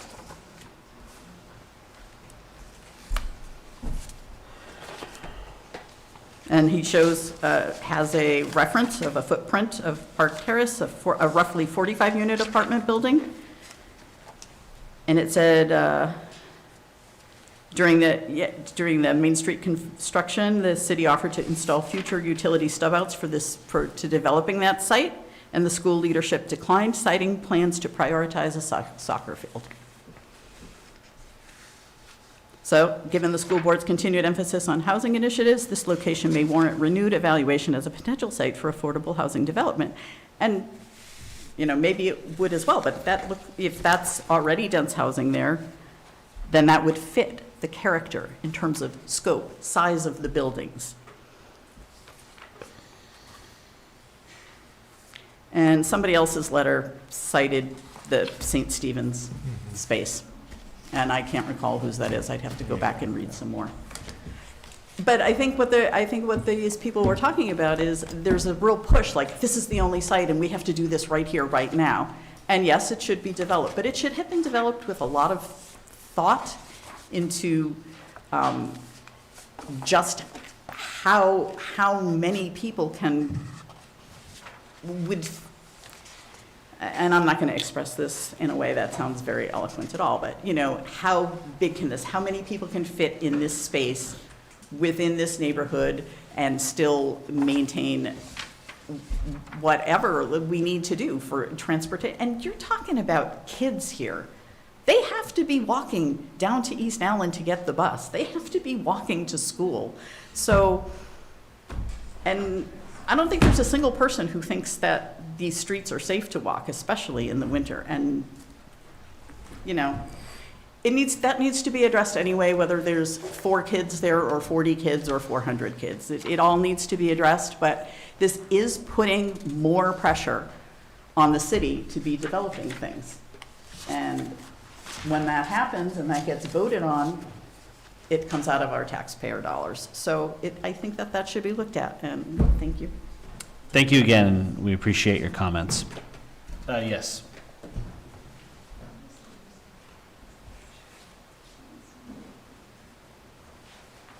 Hello. Hi everyone. My name's Harley. I live in East Allen Street. I've been living here for like almost 5 years. Welcome. Thank you. And that's how I felt when I came here. You know, that's why I picked Winooski. So I remember when I first moved here, I saw the video of like, you know, Winooski, my town. I'm from the Bronx, New York, and I moved here after some family stuff, and my twin brother had passed away, and I came here for a master's program, and I felt like this was like the best place for me to land, you know, because you know, just my like affinity for the space, like, you know, there's just so much like people that are welcoming from different parts, and the more I learned about Winooski, the more, you know, I gravitated towards it. And you know, I commend the people speaking here from all the sides, because I think each side I've heard, I've gotten some nuggets that I'm like, they make a point, you know, like that's a good point. Like the lady, sorry, I don't remember her name, but she makes fair points about property taxes, you know, and I try to see things in different, like, different perspectives, even if I don't agree with it totally. But I work with a lot of people in the hospital that are like, you know, old time, you know, Winooski, you know, homeowners, you know, and they talk about property taxes, and I'm just like, no wonder this person's still working here, and he's like, you know, almost losing his vision or something like that, you know. And but anyways, I didn't come with anything written down, so I'm just talking off the cuff. But I noticed that a lot of people keep hinting or like talking about that, you know, this wasn't done with community thought. And of course there are ways to, like, you know, engage the community, like in a formal platform like what we're doing here. But what I've seen from a lot of Winooski, you know, local government is that they're always out there. They're out in the farmers markets, they're asking questions. So even though they're not maybe like doing it in a position where you think that, you know, it's not documented, it's not on the record, they're always asking these questions like, oh, what is it that you need? What is it that Winooski, you know, if you were to make Winooski more ideal for you, what would it be? And I always hear housing, especially from the refugee American communities. Another thing that I learned while living here and working in the hospital, because I talk a lot, so I meet a lot of families and all this stuff when I'm working with patients, and the people that are like, you know, like original, well, I wouldn't say original, that's kind of problematic, but like people that have lived here for, you know, different generations, the first thing that they always like describe Winooski is that it's welcoming too, because their families were French Canadians, you know, and then I think, you know, sometimes it's a little hard to see similarities in people, especially with these social constructs that, you know, humanity has created. Like, you know, I'm more melanated than you, so I'm different than you. It's not a thing, you know. So we think that we're all different, but in reality, I think, you know, subconsciously, if that person were to look more like you, I think you would see things more quickly in that way. And it's just I just think that there's something there to it. So, but what I have seen with Winooski people is that they have been so welcoming to these different communities that have come in recently. Like, even people that, from groups that you would think like, you would assume like, oh, well, maybe they're not going to be so welcoming to these people. And then they make those connections like, oh, my family were immigrants. Like, I'm going to welcome these people because even though, I'm French Canadian from so many generations, like these were, like I was them, and they were me. So I think that people really need to engage with that part of this project because I know it's hard, like change is really hard. I say this because in New York City, you see this too, even in immigrant communities where there's like a nice park and then they take it down and they build a building like, oh man, that was our park. That could have been like some parking space. That could have been this, that could have been that. And then when they build the building, and it's like a way larger than what's going to be built here. Like we're talking about large as a 4-story thing. I'm talking about 6 or 7 stories. And right away, these people you're going to see a lot of hiccups and you're going to see things that you're not going to agree with, but give it 4 or 5 years and like, wow, like that brought in so much like taxpayer money. That brought in so much customers for these businesses. Oh, maybe we got a supermarket because of this, and that's another agenda item for another day. But no, I commend like everyone that spoke here because it takes a lot of guts to do that, and I know that we're in a place in society where it's really easy to kind of other people and like, oh, well, that's wrong and this is right, and in reality, I think we got to see it through like a nuanced lens. So like I'm trying to see everything through a different perspective, but I still land in the perspective that I am in support of the building being built there. I walk my dog in Richards Park every morning, and I also run around the area. I live on East Island, so I run in the reservoir, in the park near St. Michael's, in the trails there, and that has changed my life, honestly. Like if I can even speak to that, like you're taking people that are coming from like war, a good chunk of them are coming from war-torn countries, and they need that freedom. I didn't come from a war-torn country. I came from the Bronx, but I didn't have that liberty, right? I didn't have that freedom to kind of be out in the outdoors. And just living here in Winooski, which a lot of people in Vermont, they think this, and they're like, that's not outdoors, that's a little city. But that liberation that I got from it, that just like helped me so much, like in my development as a young adult. But anyways, I'm going off in different tangents. I just want to say that I'm very grateful of living here, and I respect everyone's opinion, and I think that I think we should start engaging more instead of just kind of like othering and kind of like not kind of understanding these perspectives, because it's important to learn about each little like crevice of the perspective, because then I think we can make this project more stronger, more appealing. One last thing that I wanted to say was that I do agree with what Erica said, who's my neighbor, that Manceau Street does need some type of, because I do see the kids walking, and it's very cute, it's adorable, like them walking to school together in little teams and stuff. But you do fear for them in the ice and in the cold. So I think that I know that there's not a lot of taxpayer money to do stuff like that, but there needs to be something like a project done for that. But if we do make these, if we do invite more tenants in, we will have more taxpayer money, and I know that the person before me talked about the soccer field. I don't think that it's one or the other. I think it's just that there needs to be more projects like this. So like if there's more vacancies and more lots, I think there needs to be more. There was a point in time when New York City was like this, where it was just like little suburbia, and then they learned that building vertically is probably a better, more. I know it's not going to be appealing at first, but that's just the more humane thing to do, What else did I have to say? That's about it. But thank you for listening to me, and I hope that more projects like this can be done in the future. Thank you very much for your comments, and I appreciate your perspective. Yes? My name's Matt, Winooski resident, also just joined the DRB, but I recused myself from this. Wasn't going to say anything, but I just wanted to emphasize, like, what we just heard right there is the characteristics of our neighborhood. Everything he just said and everything that he meant And walking on the streets is a safety concern. You know what's also a safety concern? Living on the streets.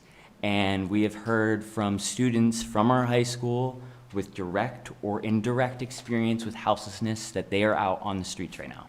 So yes, walking on the streets is dangerous. Yes, the city of Winooski needs to do something about that.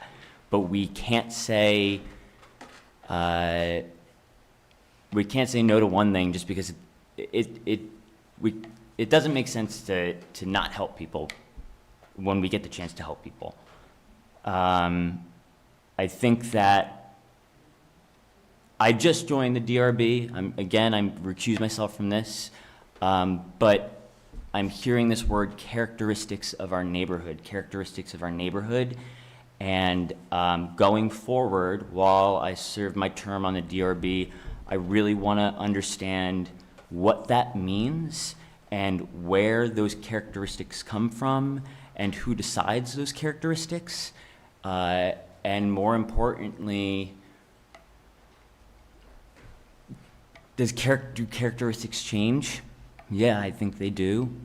But most importantly, when I think about the characteristics of our neighborhood, I think more so of how much we are willing to get people into safe, affordable housing over our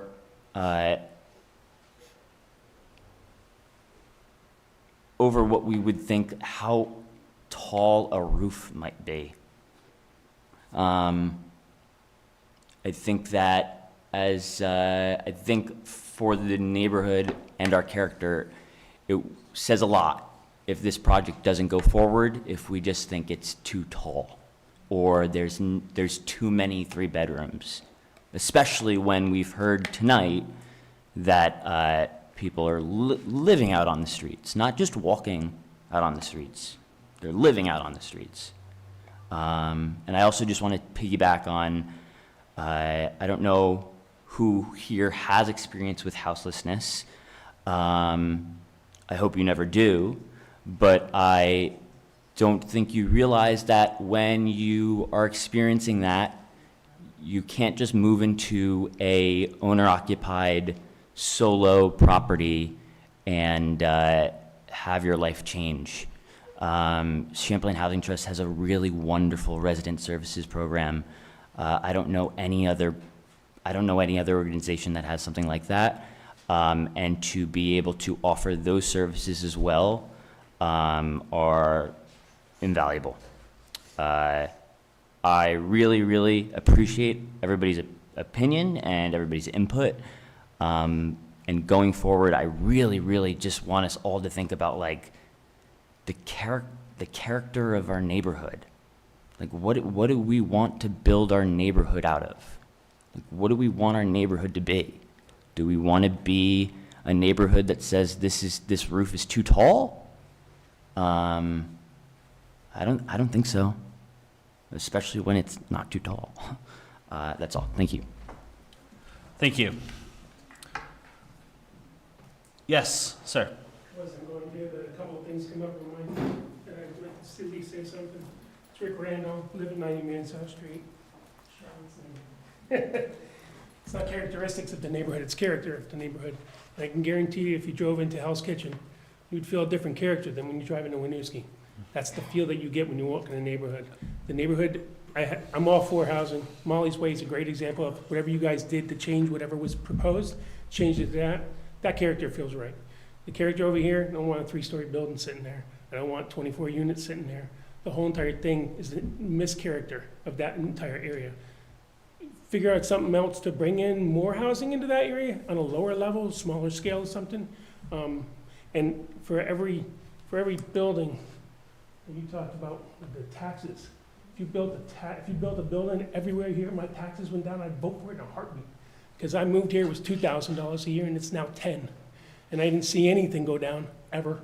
Since the day it started, when the Winooski Circle went in, they said, oh, it's gonna lower your taxes. No, it didn't, it doubled it, okay? So I don't buy that whole thing about taxes going down. So I'm all for helping people, I'm all for helping families. I just think the character, again, back to the statement that gentleman here was making, it doesn't feel right in that. I do agree that the second rendering is a little bit better. It's a little bit more acceptable. With the Right. dormers. Yes. Flat roofs or dormers? Yeah, the flat roof, The the dormers. dormers. They dropped it down 5 feet, that's a little bit better. But still, I think it still doesn't fit the character of that development. Now, if you wanted to put up high rises there, that would change the entire development, it would change the entire character, correct? Yes. And that's what we're talking about. It's not characteristics, it's the character of the building. Again, thank you for attending and thank you for your comments. Appreciate it. Other comments from the public before we give the applicant just a quick time to respond? Yes.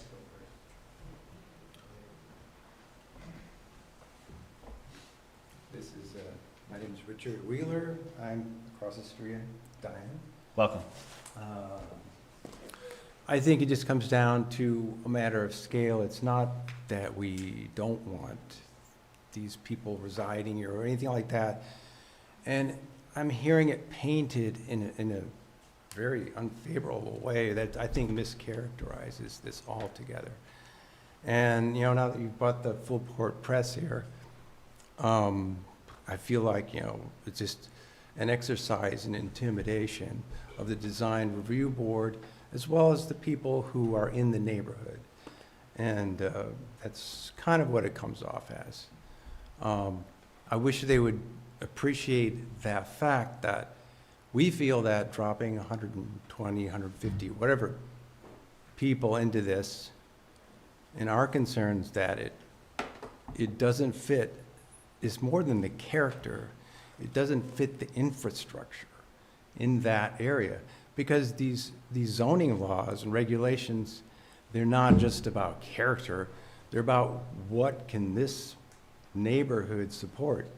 And I guarantee you, as soon as those 30 toilets flush at 7 a.m., that before we know it,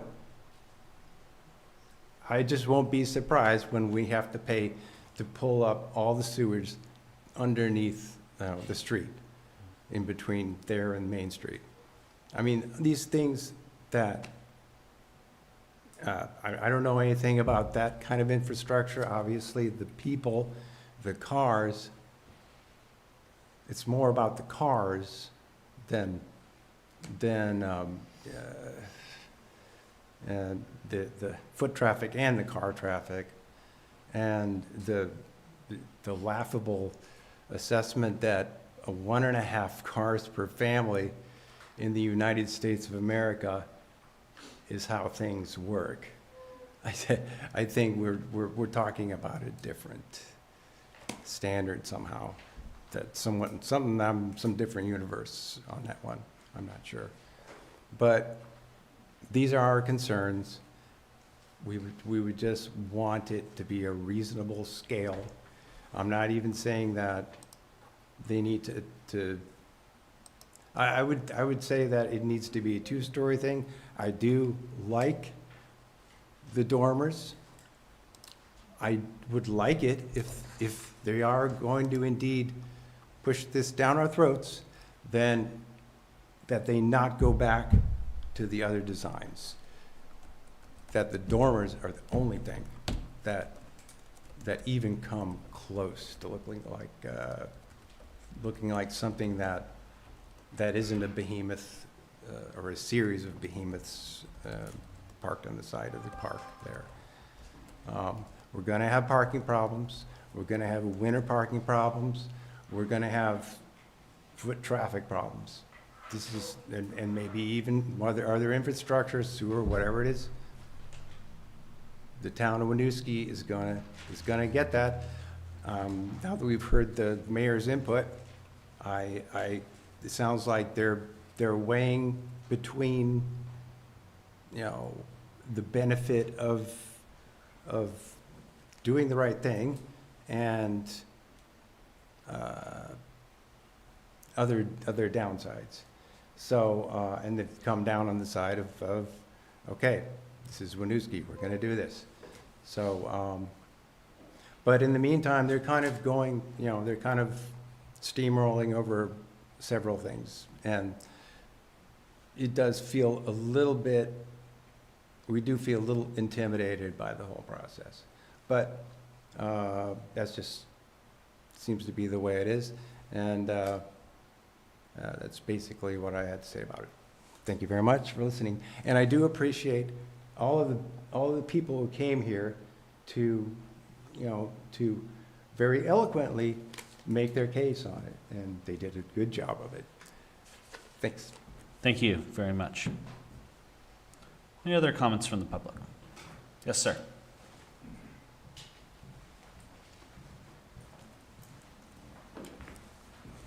Good evening. My name is Ryan Lambert. I'm the city engineer, Public Works. For the record, I am a city resident. I think that's important to note, but I take pains to check any sort of opinions or biases when I do technical reviews on behalf of DPW for proposed developments. I provided a memorandum to the board about an hour before the meeting started, and there's some background as to why that was submitted so late. But it does have a suggestion in there that I'll get to. Before I go on, did the board members have a chance to read that memo? Okay. So it was an hour before? Yes. I was feeding my kids dinner. I'm sorry. It was a big packet, lot to go through. Yeah, I printed out and enclosed it in your materials on the table, but I've been bombarding you with information since Monday, so yeah, we can talk about process afterwards.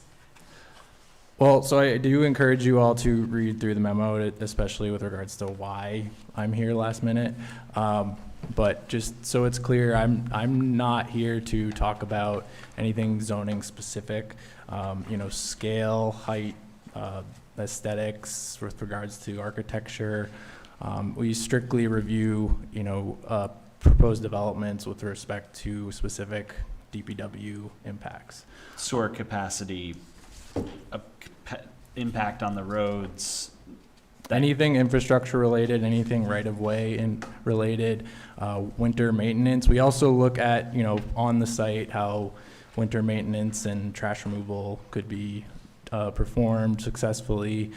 We do consider parking and transportation, but there were a lot of comments in the plans that were previously provided with the packet. I think you can go through that, and I did want to make myself available if there was any follow-up questions to any of those comments.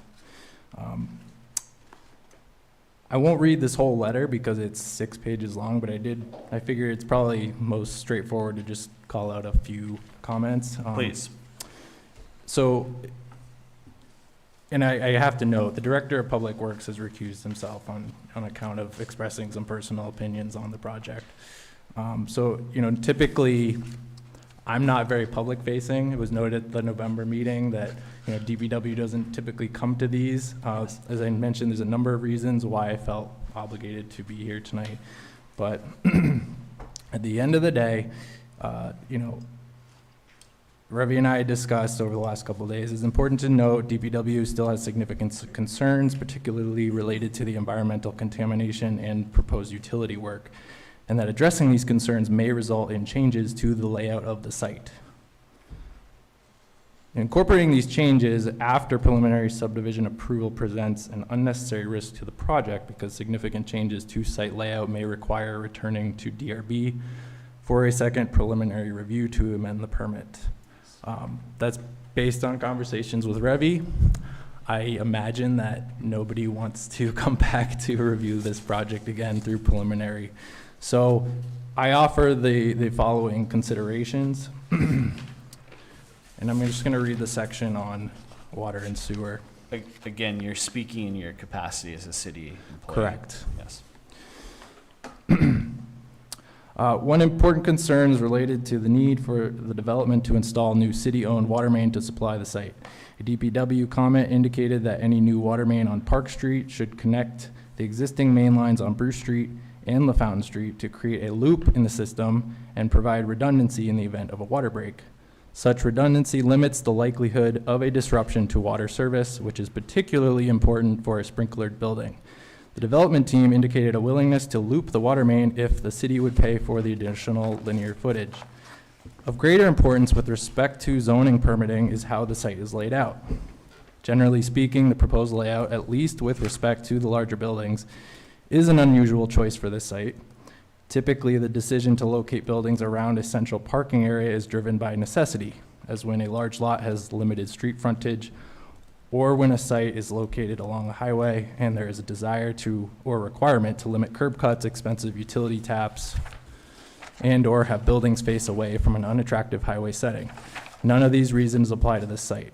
The problem with this style of development is the amount of privately owned infrastructure that the proposed development will require. There is significantly more linear footage of water and sewer pipe needed to bring drinking water and sanitary collection to the 4 larger buildings for this type of layout, as opposed to a more conventional urban development, which would involve much shorter lateral pipe runs between water and sewer main lines in the street and buildings near the edge of the right-of-way. The longer distance of water lines from the city-owned water mains means that a meter pit is required.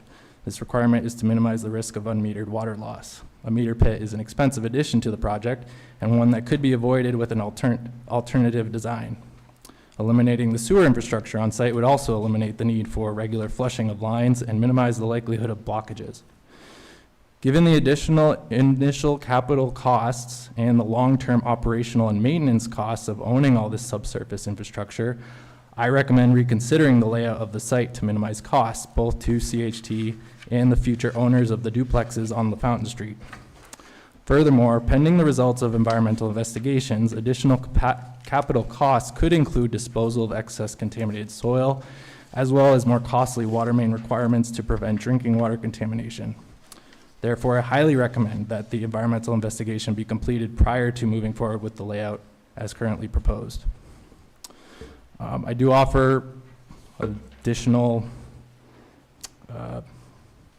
comment on some of the considerations. I will say I don't feel as strongly that parking and transportation concerns are as critical to address at this stage. But in general, this project would result in an increased cost to the city. It would be helpful, I think, for the decision makers to quantify some of those costs, and I don't agree that CHT would be responsible for those costs.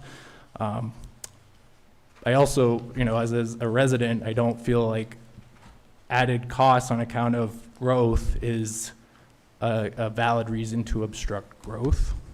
But in this case, especially given the affordable nature of the property, it is important that the liability of owning all this infrastructure is addressed to ensure the long-term success of the project. And I believe that an alternative layout could resolve that issue. There's other comments about stormwater, the highway consideration. I shouldn't say highway, that's a little misleading term, but the road conditions and infrastructure, sidewalks missing on Manso and Dion Street, the traffic impacts to Dion Street. You can read through that if you'd like, but at the end of the day, as a resident, the one bias I do not check is I want any project moving forward to be successful because it means the city will be successful. Yes. So, with that respect, I hope that my residency is an asset in this review, and as such, I would suggest that you kick the can at the moment, even if you're in favor of the project, and then send it back to CHT and the team to reevaluate an alternative. Not necessarily reduce the number of units, the size of the buildings, but a different layout could yield great benefits, and I believe it would benefit CHT and the city. I'm available to answer questions, but I'm going to leave the chair. With John recusing himself, are you the point of contact for Public Works? At the moment, yes. Yep. Thank you. Thank you again for the perspective from the city and that insight. Clearly, there's some more material for us to review.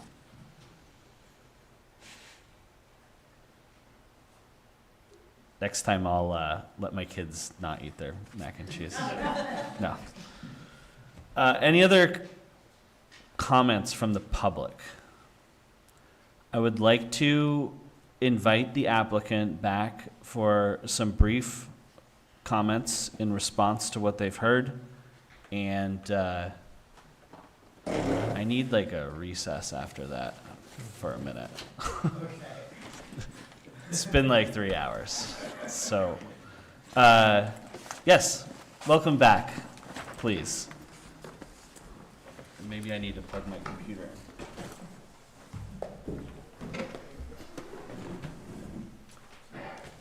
So, several things we heard there. Do you just want to start? Yeah, I guess I'll start with the review of DPW. I have worked with both Ryan and John on many projects, and I did provide a pretty detailed response to all of the questions, and we are still working on that. I did table some of that because I didn't know if there were going to be major changes to the project at this point, and I didn't want to design it 4 times sort of activity. When it comes to asking if the city would pay for it, I did not ask that. Exactly what I said was the project is happy to work with the city, and that we would evaluate the price and maybe even consider looking into that, but I was wondering if there are funds available. Because doing a water line loop, paving the entirety of Park Street were 2 requests of the DPW. Both of those aren't a requirement or need of the actual project, but I understand the reason he asked them, and I understand the reason for those, and I was just asking if there were available funds for that. DPW mentioned that there aren't, and I think that's kind of where we left it. I didn't say either way or not, but I just wanted to say that right now the project does not intend to have the city pay for anything. We are putting in a new sidewalk up Park Street as well as the curb. I'm happy to continue to have conversations with DPW about the water line loop. I actually already evaluated the cost, and the team is looking into that stuff, as well as the pavement on Park Street. If we can incorporate that into the plan, we would be happy to do so and continue to have conversations about it. Also related to the Public Works comments about the environmental results, we do have a sense of the preliminary results, though we don't have the final report yet. And so we have a sense for any excess soils that might need to be taken off site. They're all shallow soils. I don't expect it to be a problem that would affect utility design. When do you expect your final report? We hope to have the Phase 2 report next week, and we're going to share it with the city as soon as we have it. Yep. Yeah. Any other questions? I just Yes. want to address a handful Please. of issues. Please. First, I think a statement was made that these are 34-bedroom units, and that's not. There are six in total. The rest are 3 bedrooms, and there are 2 bedrooms, and so it's not 34-bedroom units. Secondly, I want to be clear that I don't think in your zoning regulations you can sort of discriminate between rental or home ownership. We propose both. Our tenants are treated with utmost respect. They have the ability to stay there forever. Actually, they have the ability to build credit. They actually have the ability to become homeowners with our program. And so we move people up out of rental into home ownership on a regular basis. We do that consciously, and we provide counseling and education for folks to be able to do that. But I do want to sort of just put out a note that tenure type is not a criteria. I would say that also we are typically the largest taxpayer in most communities. These properties will pay substantial taxes. I'm not going to say that your taxes will go down as a result of this. I will say, though, that our taxes will be fair and assessed according to law. They are not taxed at full market value, meaning they can be sold on the market, because they can't, because we don't want to displace tenants when that happens. We've seen that happen in Winooski, where that has happened. We don't want to do that. But there is a slightly lower percentage in terms of what they do pay, but a substantial level of income taxes are paid to municipalities, and I just want to be clear about that. Our typical car number is 1.5 cars for 4 bedrooms. That's what we house right now. For 3 bedrooms, it's less, and for 2 bedrooms, it's even less. So that's what's typical of our criteria. So when we built and designed 45 parking spaces, it met exactly what our experience is in owning and operating and managing 2,400 units in Chittenden and Franklin County. I do want to just sort of remind that we're allowed 4 stories. We did 3, and we listened to people when we did the walk around. We came back with the notion of doing the dormer. I think it looks better. I think it's responsive. It's trying to show a lower height to the neighborhood. And this is not, to my friend from the Bronx, this is not the Bronx, you know? These are 6 apartments in each building, evenly spaced, lots of green space around them. Each of these 6 units in each of these buildings are not going to be 4-bedroom units. They're going to be some that are 4 bedrooms and 3s and 2s. It's a combination. And then there are duplex homeownership opportunities also on the site. That's why there are 30 apartments. That's why there are 30 homes on the site, is because we're providing that opportunity for homeownership. So I just want to clarify, I think, the characterization of the project in terms of how we sort of approached it. We approached it in response to a city process, a zoning rule that we think is fairly clear, that we're building less than what is allowed, lower than what is allowed, less density than what is allowed, meeting standards, I think, that are better than what is even allowed in the context of the zoning law itself. So I don't know if I missed anything. No, that was well covered. Okay. Yeah. Thank you. Any other questions from the board for the applicant?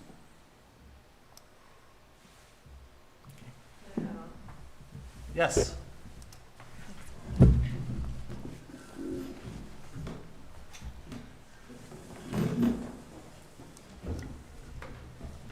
I just want to clarify, at the risk of repeating what you've already heard, that the city does not have the opportunity for site control over any other of these examples. So I consider that we've been tasked to provide housing that the market is not producing. This is one of the actually the only opportunity that I've been able to identify where we can meet that demand. Thanks.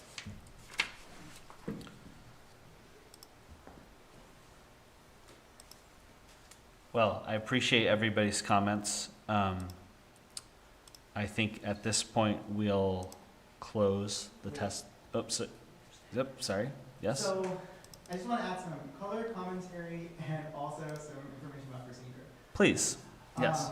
So at this point, you can either close the hearing, and if you're satisfied with all the information that you've received, right?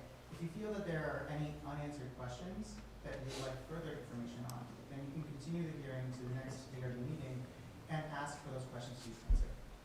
Now, concerning the utilities, I think Ryan and John, before he recused himself, those comments about the water, sewer, and stormwater utilities were made in good faith and are completely valid. We need to have those conversations. We need to address those issues. Those issues were identified in my staff report in November and addressed it, and then brought up again in the staff report as well. There are legitimate and serious issues that need to be addressed. I'm very confident that we can address those by final plan, but I'm also open to us having that conversation too with the applicant, as staff meeting Ryan with the applicant about going through some of these issues one by one. So at this point, the question really is whether we need more information about that outstanding item that I've identified as outstanding in terms of zoning, that you'd like answered before moving on to the final, before closing this hearing and not accepting any more information, or whether you're satisfied with the information that you have and that you're okay with closing the hearing. Board. It's difficult to receive this information regarding utilities at this point. Yep. In the decision-making process, and even more so at this point of this meeting tonight. Yep. Yeah. Yeah. So typically, any information that I provide to you, because I just gave you a lot of information. Yeah, no, I and appreciate it's a lot, that, yeah. And it's just, Yeah. it's overwhelming. And I feel like I put you in an unenvious situation because you just have a lot of information to process in a short amount of time. So you have every right to continue the hearing until you process all that information as well, and to determine what those open questions are based on the new information that you've been receiving for the past couple of days from me. You need that time space in order to make a proper decision that is well validated and well approved. So yeah, you have that option to take a little bit more time to digest this information and to possibly continue this hearing to accept more questions or ask more questions based on this information that we haven't been able to accept just yet. Part of me wonders what the phase 2 will see, but that's only because I'm like personally interested in that. I don't know how big of an impact that could have on the project. It could be huge, but it sounds like the preliminary results indicate that there may be some soil remediation, but it's not going to be a deal breaker, right? That's kind of the general consensus. The public works info, personally, I would like a little bit more time to read through this and your letter. I'm sorry, remind me your name? Ryan. Yes. So part of me thinks I would like to continue the hearing, but I want to leave that up to the board.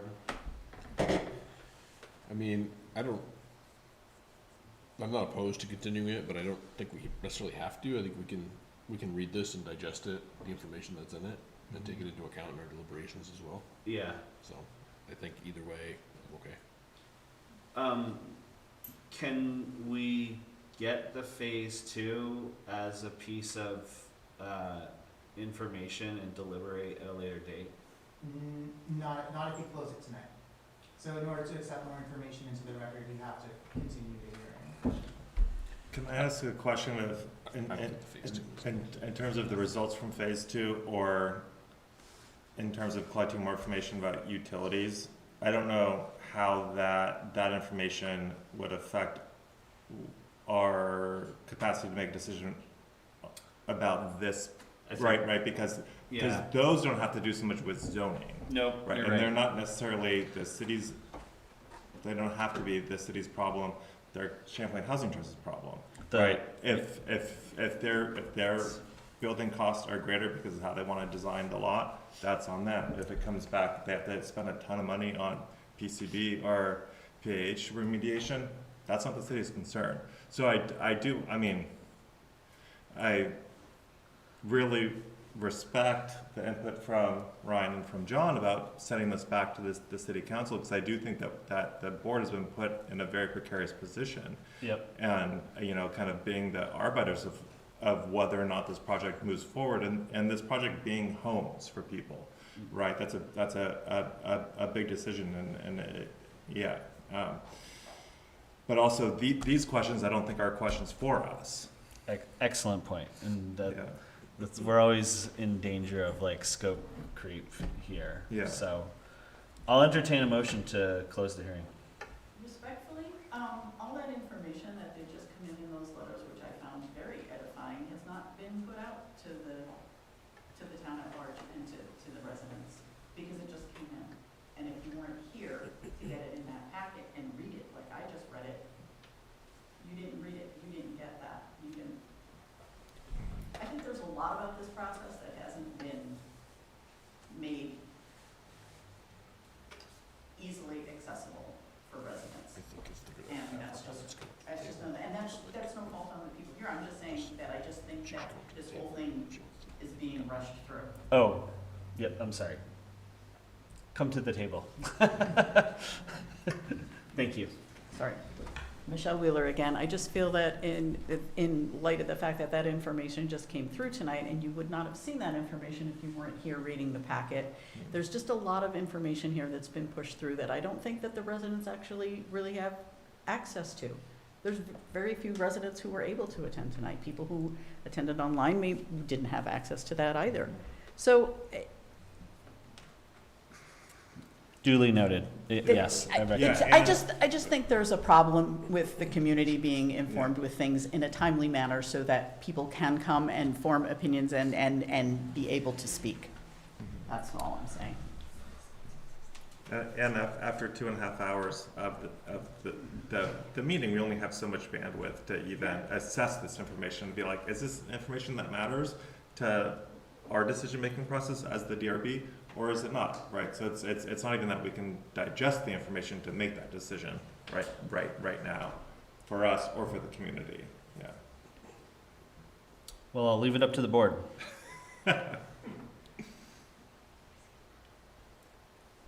I'll make a motion to close the hearing. I'll second that. Jordan? You want to close it or keep it open? Well, keep it open now. I think there's been a motion to close it. Okay. And it's open for discussion. He was asking, what would it mean to keep it open? Oh, is that just to gather more information, like their remediation testing for next week and stuff like that, and or close it and just sit with the information we have now? Yeah, that's exactly the question. So if you do want to keep it open, then you have to have a specific question. You have to have a specific piece of information that you'd like to be included as part of the record in order to keep it open. If you want to close it at any time. I guess can we say, just to address the comments here from Ryan, should these costs, you know, if it's cost of the paving and that type of infrastructure on Park Street, to the water main, those types of infrastructure and utility costs, what is the city's responsibility with that? If it comes back and there needs to be improvements above and beyond? I think what would happen is we would read this and digest it and kind of figure out what goes with the project, and we would make it conditions of, if it's approved, there would be conditions of an approval. So then we should keep it open? No, you don't need to keep it open to make the conditions. That happens in deliberation. Okay. We just have to make that call. So whatever information is on your table right now, if you close it, then you have 45 days to render a decision. Within those 45 days, you can absorb that information. If you feel comfortable with that amount of time, to absorb that information and to render a decision.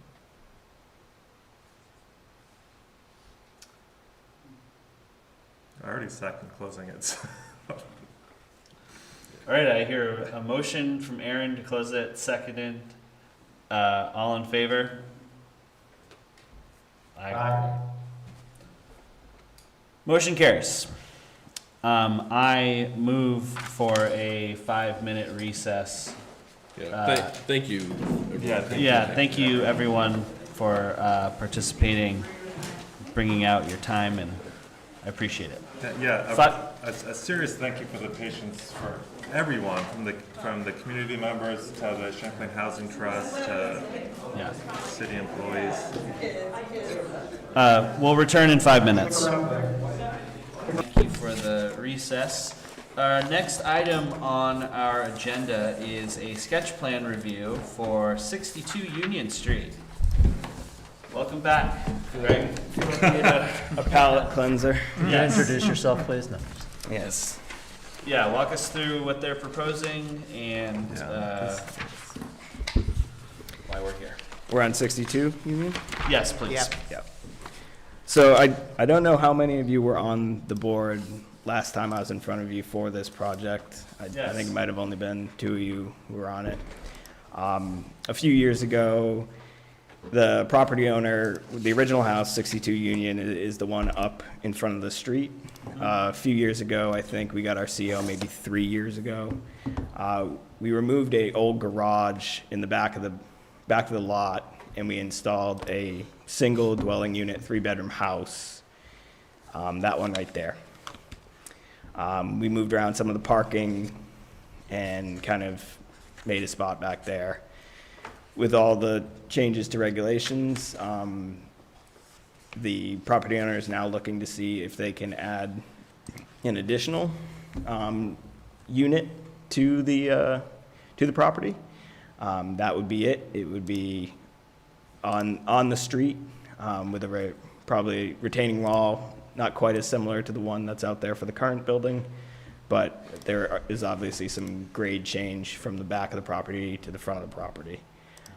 We would also add an additional 2 more parking spaces, also shown in that light gray. This is a preliminary design plan, or not, sketch plan, design plan, so I'm more here to gauge the board and see what you all think of this sort of idea before we get too far into the weeds and come in for preliminary. From what I saw in the memo, it meets all the criteria. Mhm. Not in the back, right? Not So- in the back? Can we scroll down a little bit? Yeah, there's no setback. So previously it was an accessory dwelling unit and, right, and so there was a 5-foot setback. Yeah. Because it was a secondary dwelling unit. Yep. And now with a planned unit development.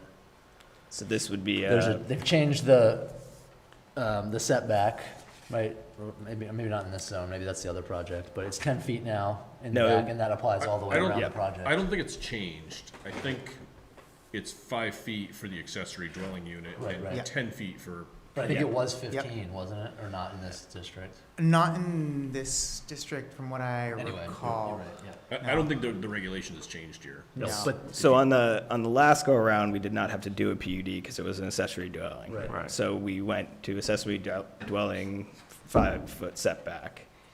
To add an additional building, we would now have to make it a PUD, and that increases the setback from what it was, which is 5 to 10. And so this would be a non-conforming existing structure, but we did already we already put it in. Right. I don't know if I think that's the key point, is like, you just built it, so it's not like a geographic or ancient building that was there. I don't know if this matters, but it's like the hardship, it was developed in accordance with the regulations, and that's Mhm. fine. And now the regulations have changed, and you're asking for a waiver I wouldn't be asking, I'd be asking for a waiver for this for the existing building, which was just non-conforming. built. Yeah, I don't like the optics of this, honestly. Like, I think this, like, opens up a loophole for anybody to, and I'm not saying that it happened on this property, but to game the system, right? Like, I'm gonna put an accessory dwelling unit on, and then I'm gonna build it, and then I'm gonna come back and say, now I wanna make a PUD. I'm gonna take advantage of the closer setback for the accessory dwelling unit. Yeah. Is that still in effect, that regulation? Yes. Yes. But the regulations have changed since they did that. So there is a precedent for us coming back and asking for something different, because the regulations opened up the ability to put more. But the setbacks haven't changed. What's that? The setbacks haven't changed, though. The setbacks, well, the setback had only changed because it's going to a PUD, which is a completely different process than what we did before. So, Right, but the setback requirements themselves have not changed. Correct. That's what you're saying. Yeah. Yeah. It would change how it's applied because it's a different building. Essentially, it's going from the AUD to a PUD. I think Aaron's point is that you could have done a PUD back at this time, not with the same amount of lot coverage, but there could have been, I don't even know if there could have been 3 buildings at that time. So the question is, can someone build so close to the lot line and then come back the next year and say, now I want to make it a PUD and I just want a waiver for this building that I just put here to allow me to do the PUD? Yeah, sounds like we didn't have our regs tight enough, huh? We created the loophole, they're only exploiting it. Well, no, because they have to ask for No, a waiver there's- for it. There is no, we would be I making the think loophole. I think we would make it, yeah, exactly. We would If make- if we we would make allowed it it, a we loophole. would make a loophole Yeah. that somebody could come back and say, well, you allowed it for this one, right? Like,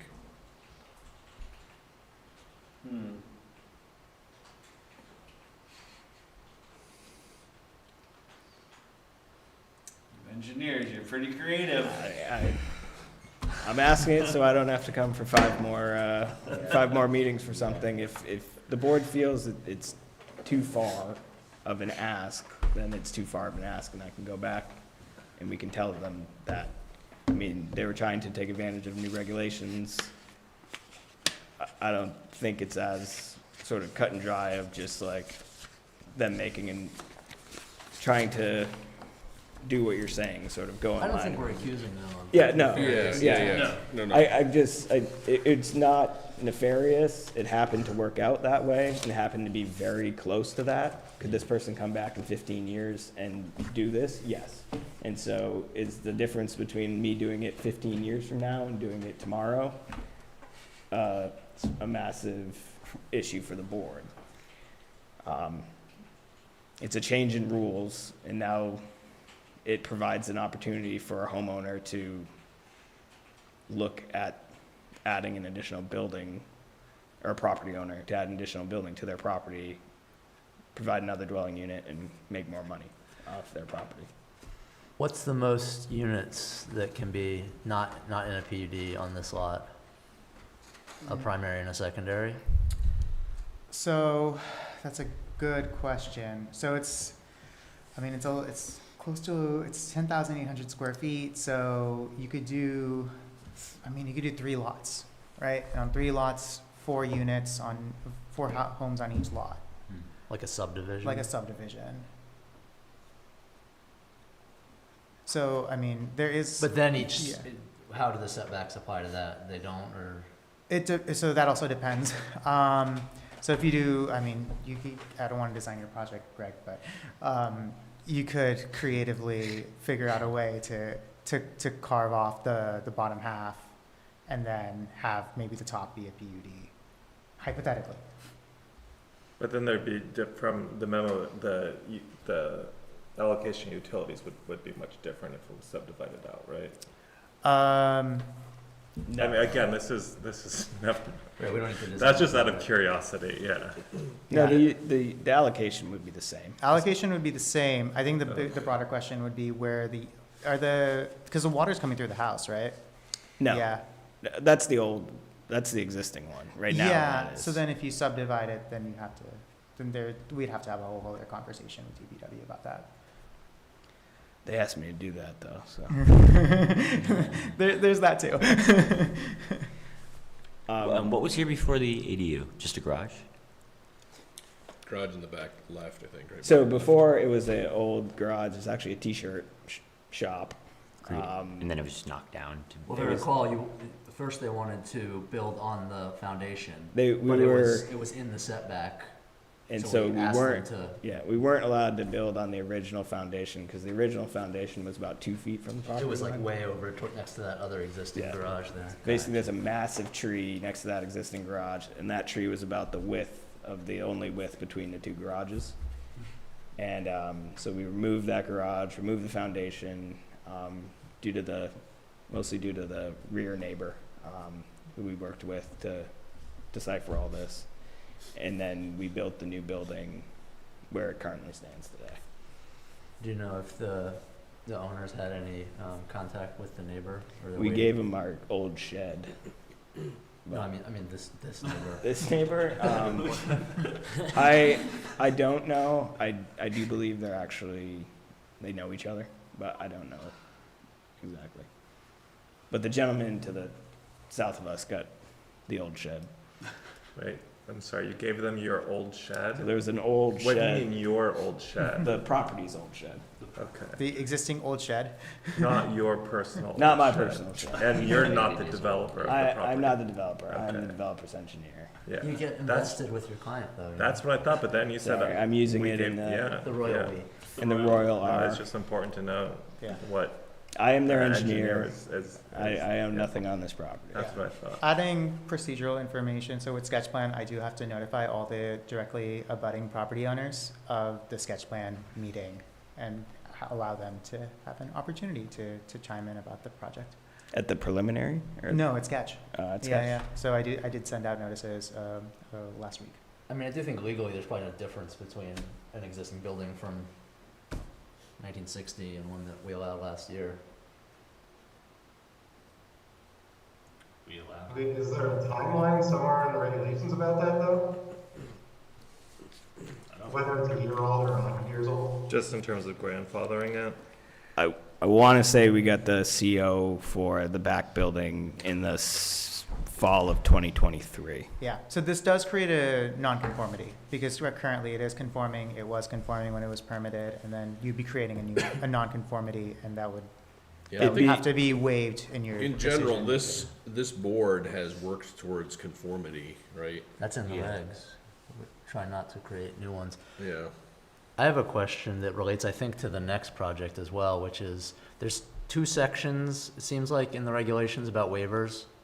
There's the PUD section, and then there's, I don't know where the other one is, separate waivers section, and the other section, which on one of these projects Eric referenced for a PUD. I wasn't sure, I don't know if it's appropriate, if you think it is.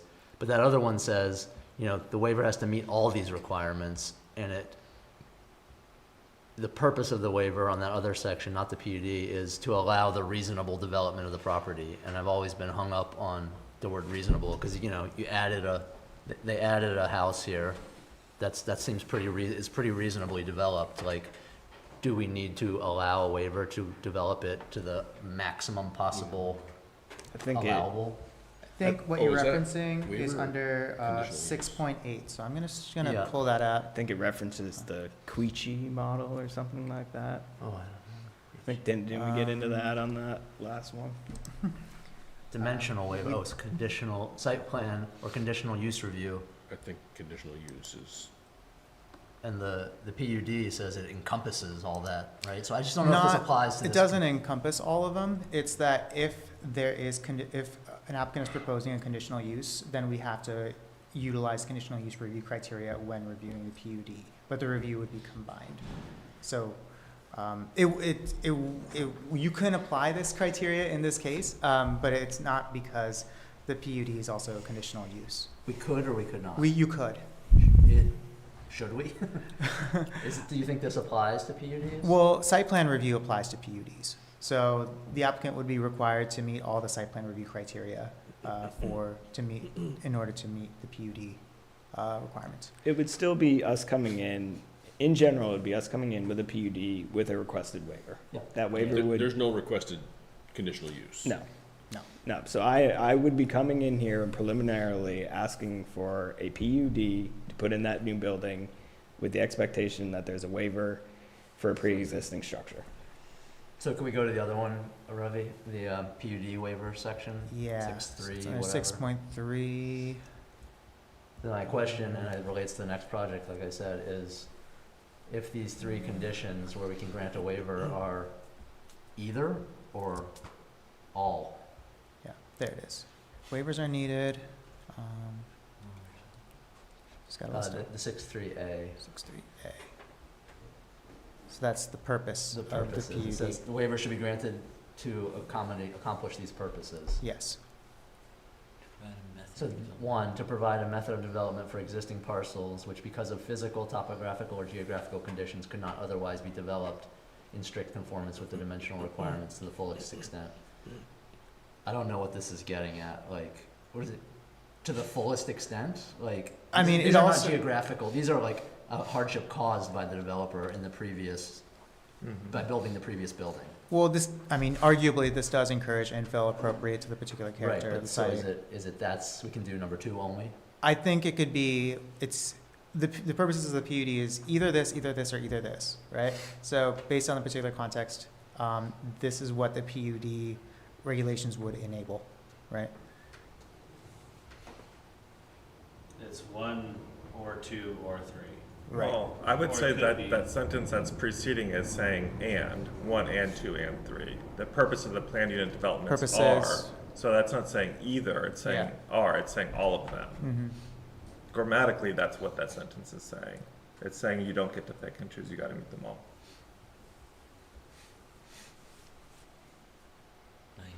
Yeah.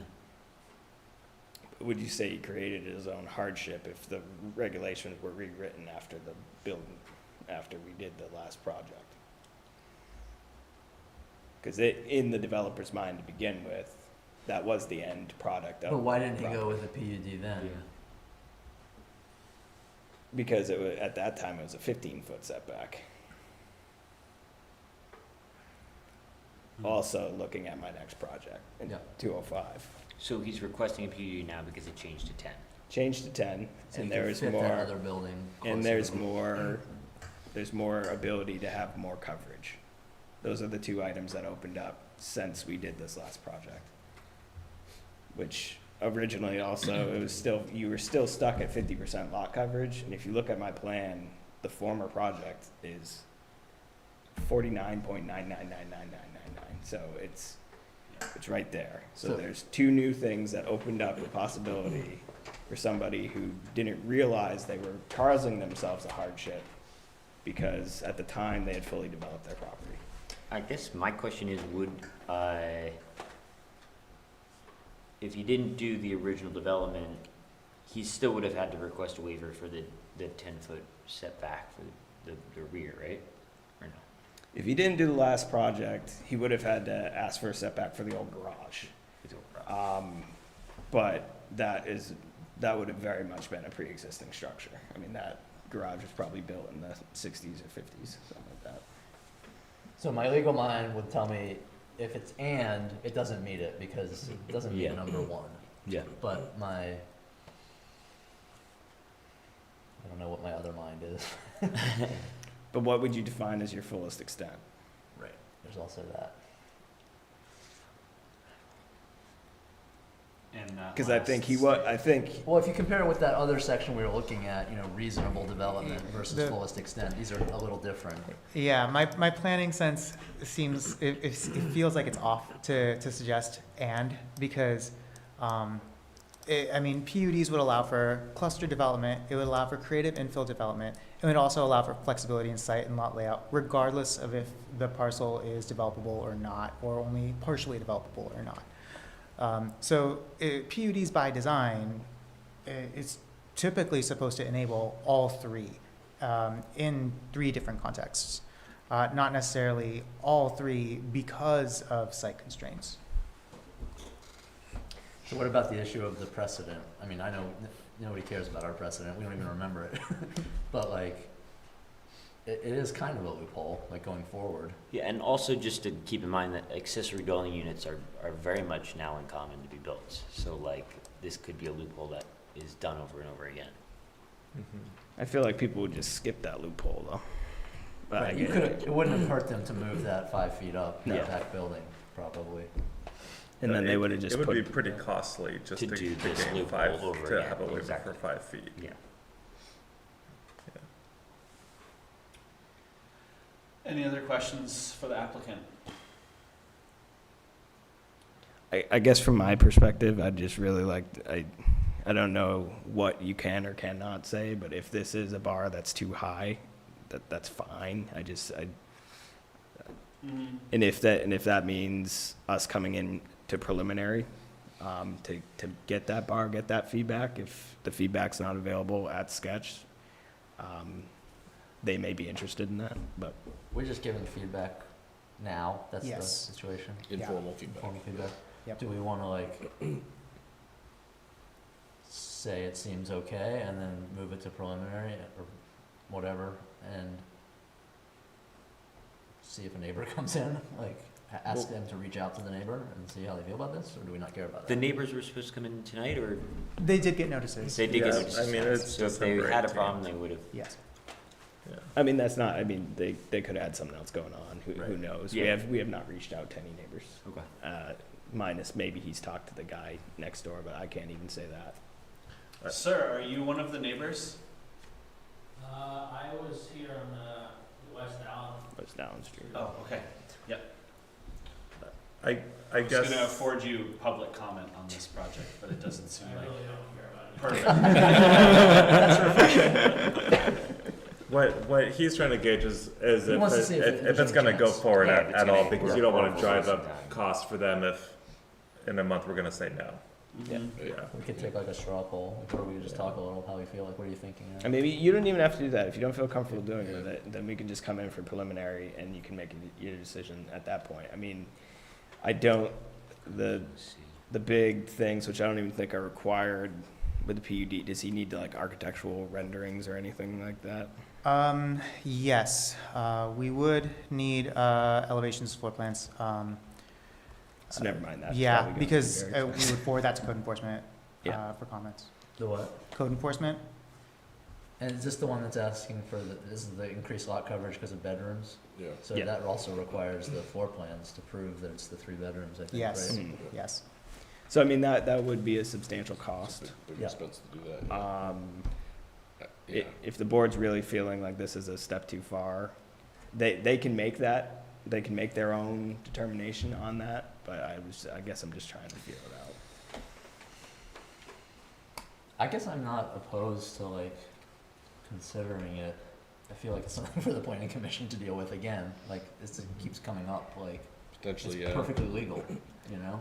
Well, But I will add that one way that we're trying to deal with this is to have all projects with multiple principal structures that are of a smaller scale, so up to 4 units or up to 4 buildings to be reviewed as site plan review, just to provide more flexibility for design in the future, for future infill, and those reduced setbacks.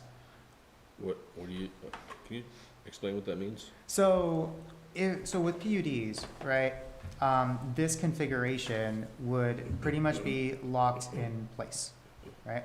So, let's just share the screen. For example, Greg, you could probably speak about this too. So with PUDs, the way that Greg has it drawn, this building has to be in this location for perpetuity, and this building has to be there, this building has to be there. If this were to be hypothetically approved, Greg would have to provide a Mylar that shows the exact location of the buildings with the building envelope as approved by you. Meaning that this exact configuration is locked in place for perpetuity unless a property owner comes in to get it amended in some way, shape, or form. That includes setbacks. So any future infill would require a PUD amendment or a completely new PUD. Any changes to the building envelope, even though setbacks might change over time, that would still be locked in place for perpetuity. So to provide more flexibility for the property owner, I've been trying to work with the Planning Commission about opening that up for small scale residential, this type of small scale projects to provide more long-term flexibility and to release some of that perpetual locking that happens with these types of projects. I'm not sure why it makes a difference. Like, how would that make a difference? Like, it would still, like, you make modifications to the property, you still have to come in for a site plan review, right? I don't think it makes a difference for like something like this or Yeah. for like 205. I think if you did a larger development, Which wouldn't be subject to it anyway, it sounds like. well, no, if you did a larger development with like a bunch of houses for a PUD, Yeah. and you had to lock in every single building, but they're not built yet, and you're trying to give people the ability to kind of pick and choose their future on what they want their house to look like, that does make it difficult. Yeah. But it sounds like that's, Ravi was saying, like, the small scale stuff is what he was pushing for, Yeah. not the larger scale. Yeah. I don't know. So I don't think it'd make a difference at this scale. Yeah. Because I don't think we're moving the house. So, Yeah. Yeah. I think for me, the question is like, what's the purpose of that setback requirement in the PUD and why are we allowed to give a waiver? It's like, the purpose of having that larger setback is because you're allowing more density, right? So you want to like give more room to the neighbors. So like, So why would we rescind why would we that? give like when we're allowing the extra density, why would unless there's some like real topographical, geographical, whatever, something's wrong with the lot, you know, why would we make that waiver? Well, 'cause to I'd be- allow the bonus density. I'd be coming in asking you in the purview of, I agree with you. That's why we're not putting the new building within the setbacks. The pre-existing building is already there. The neighbor's already used to it. It's a pre-existing structure. Just because it doesn't meet the PUD setback, that's the waiver we're requesting. Right, I think, but just based upon what David's saying, like, I'm not sure we would approve, like, no matter when it was, right? Yeah. Like, turning a property into a PUD to increase the density with pre-existing, like, may not pass that test anyway. Well, there's Like, if you had come with both of these as new building, like this is a new project, there's 2 new buildings as a PUD, we probably wouldn't allow you to put it in within the 5 feet there. no, right? but I would push, if the building wasn't built, I'd just push it into the, Right. I wouldn't be You push asking. it in 5 feet. Right. Yeah. Yeah. You can't just move that building. I mean, there's a lot of precedent for people coming in with the PUDs when there's existing structures on property and them being very close to the right-of-way. Yeah. 205 is an example of that, where we asked for a waiver on the existing structure because it was built in 1940 and was 9 feet from the edge of the curb. I think I voted no. Yeah. But I think there's a lot of precedent for pre-existing structures. I understand, and that's why I'm here asking, that this is one that's a little strange because it's a pretty new building. But in the time that that building was built and we permitted that building, regulations changed. And again, if I weren't coming in here today and I was coming in here 20 years later and I was with your predecessors, would it be a difference? Right. We might not even be having this conversation. Yeah. We'd say, oh, it's a pre-existing building.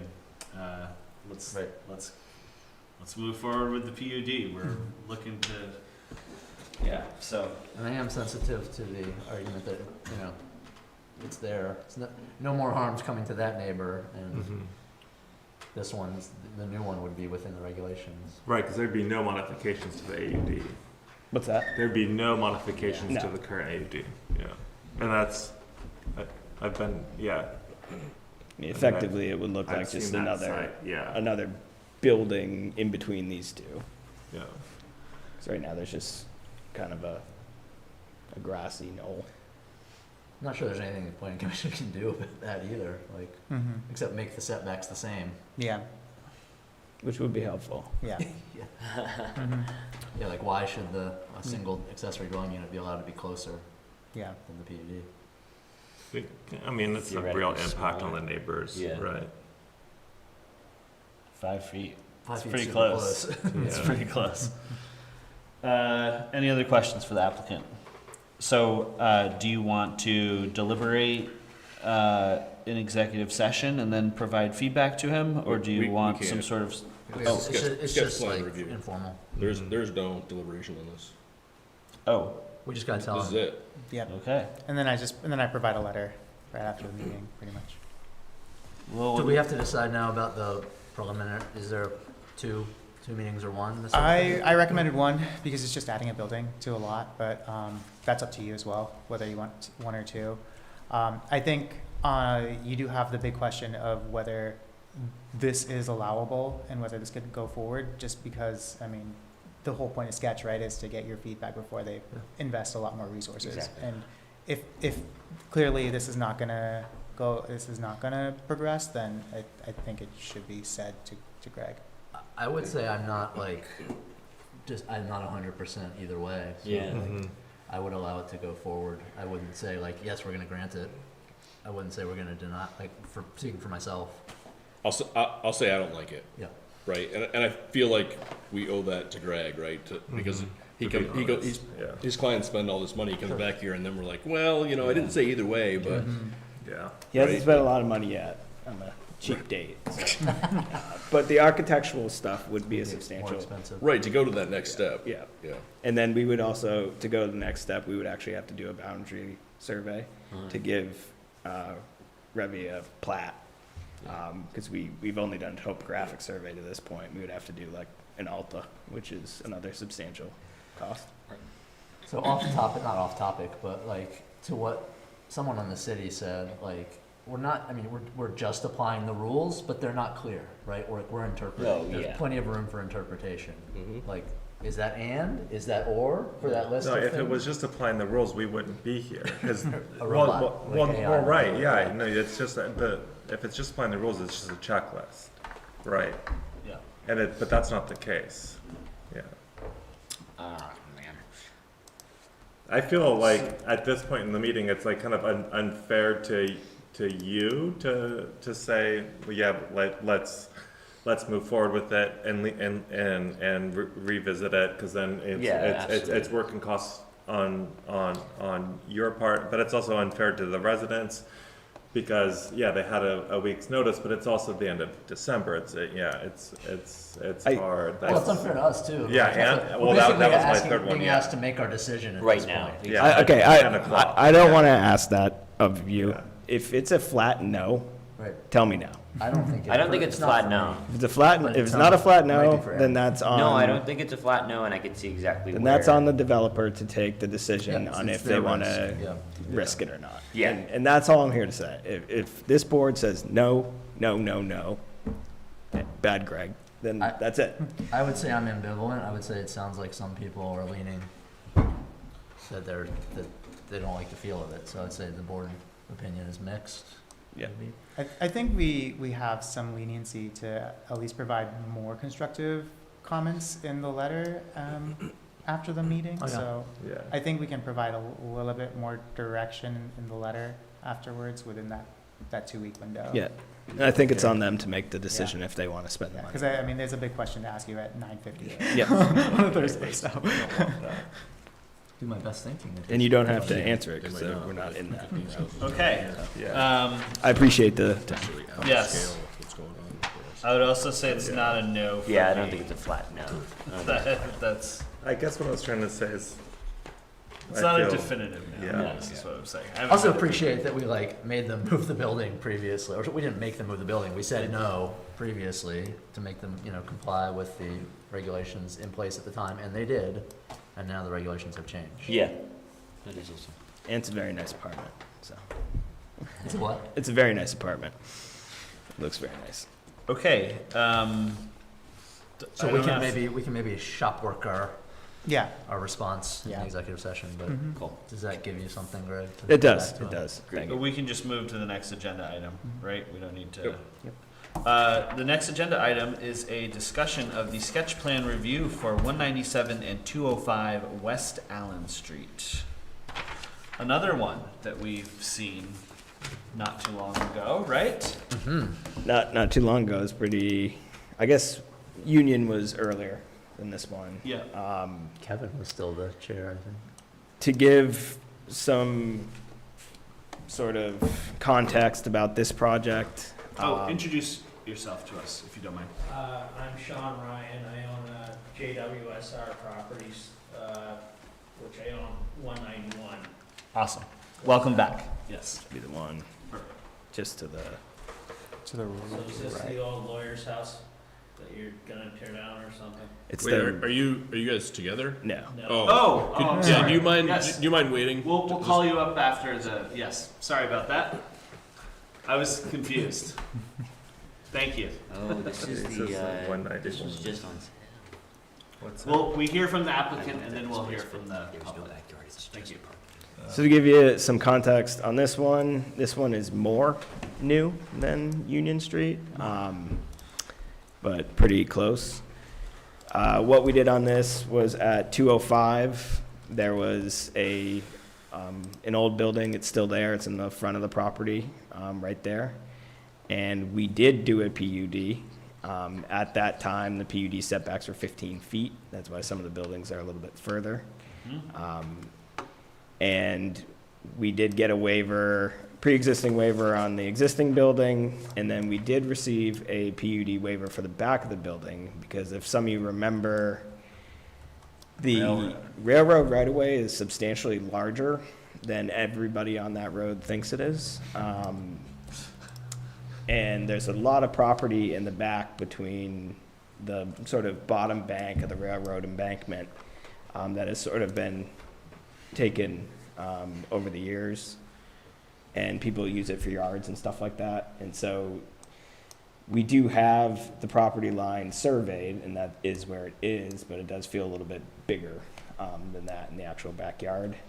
And so at the time, we asked the board if they would grant a waiver to reduce the backyard setback against that railroad right away to 7.5 feet from 15 feet. And that was granted. Since then, the project team has purchased the property to the east of this project. And they are now looking to see if they can add it to the PUD and place a single building in the back, which will be 4 dwelling units. We would hold the 10-foot side yard setback, but we were hoping we could get the same 7.5 feet that was pre-existing in the existing PUD. And this would sort of be the layout that we'd be looking for. I don't think we'd be asking for any additional waivers or coverage waivers or anything like that, besides just, I guess I was wondering if this would just be considered an existing waiver, and could we still just take advantage of an existing waiver on an existing PUD, or would it be another waiver request? And then I don't, the front of the building is also within 10 feet, as the other one was. So that would be another pre-existing building waiver. I'll kick it off. This one's like the cousin of the other project. I don't know that there's a process to amend a PUD. I couldn't find one. Yeah, typically, in towns that I've worked for in the past, to amend a PUD would either be, go through final PUD review and approval if it's a small amendment, and then, or, a full PUD, like subdivision review and approval if it's a sizable amendment. In this case, I saw it as the applicant creating a completely new PUD because they're combining two lots into one single entity. I don't know why, but I feel clearer about this one. Like, I'm good granting a waiver in the front for the existing building. That makes sense to me. I'm pretty sure I voted no on this one. I think it was like a 3-2 decision. And I wouldn't grant it in the back because it seems totally reasonable that they could just pull that down 2 feet and be within the setback. So I don't know why that is required. Yeah. Push the house closer to the other building or shrink those units and widen the building or whatever, but. I think the project team has a existing architectural plan for a building of this size. And so they were gonna see if they could reuse that, to save some money. But if that's the purview of the board, then I think that's completely reasonable and we can probably do that. Can you just click it on the CAD drawing and like drag it down? No. So there's a separation you gotta keep between the buildings or it gets really expensive to fire rate them. Oh.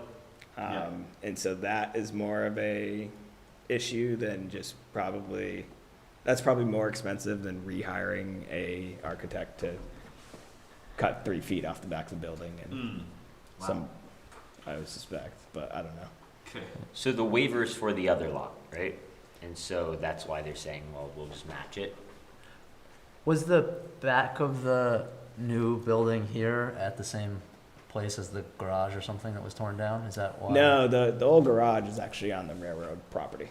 It's further up? So both this property, 197 and 205, had old garages in the corner that were right next to each other again. Both of those are on the railroad property by a substantial amount. Oh, but you tore down this one to build this house. Right now, it's still, we tore it down to build the last PUD. Yeah. And is that a fence up there? There's a fence. Right there, right? Yep. There's a couple fences, yeah. And that was part of our, what did we say when we granted that waiver? I said no. You said no. You said yes. Input before? I said yes. Yeah. What's that? When should we take community Yeah, input? this 'Cause he's for- one- Once we're done. Okay. Once we're done. That's the final. Yeah. I don't know if I was there. Was I there for that one? You were there for that one. It's because it was already granted. What about That waiver was what about granted in the the Tiger previous meeting. The what, Jordan? There was a previous, What about the Tiger Lily? there was a previous one that was all Tiger denied, Lilies, 5-0 yeah. denied. That- They still exist currently, but they would be This was paved over. 23, then it That's- came back in Yeah. It was there in 22 also, the question of the waiver of the side yard. But somewhere up it says something about the backyard setback has already been approved. Oh, really? This is 25. So you on the last one, you approved the backyard setback in preliminary. But I didn't. I don't know, That's why I voted for it, because then it was approved already for the final, so I was like, well, you know. I have a don't problem with this recall the breakdown, but Yeah. I think the justification at that time was how I outlined it. Basically that there's more than 15 feet in this backyard. The abutting neighbor is the railroad, who doesn't even answer a phone call. and that was kind of the gist. So, yeah, I mean, to my mind, like, saving the applicant money is not written into the code anywhere, so Nope. I would be like, you can totally do this, but you have to be within the 10-foot setback. But, you know, I'm mindful that apparently we, and maybe it was me, allowed this on the other one. But it's a little different on the other one, because it doesn't look like they could have fit that building in. It wouldn't be any more of a backyard setback than the last one, right? They're just matching it. It would match the building that's out there. For me, I feel like that if we're making the exception It already there, does reference previous decision.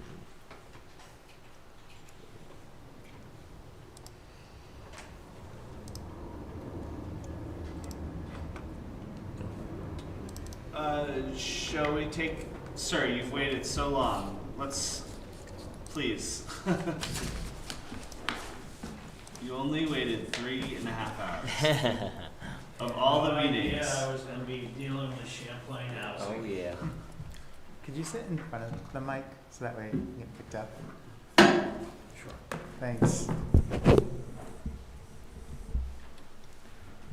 Okay, I got a letter on this 2 or 3 days ago, so I have no idea what's going on here. But I own the apartment building at 191 West Allen, which I believe is right next door to the property that was just sold. So I just want to know what's going on with this project. It sounds like a couple of garages are going to be torn down and a 4-unit building's going to be put up. Is that accurate? That's what's proposed. Can I say something? Okay, so, do you actually have a paper sheet of this so that I can see this? Yeah. I I couldn't print it out because I ran out of time, but I can print it out for you right after the meeting. Thank you.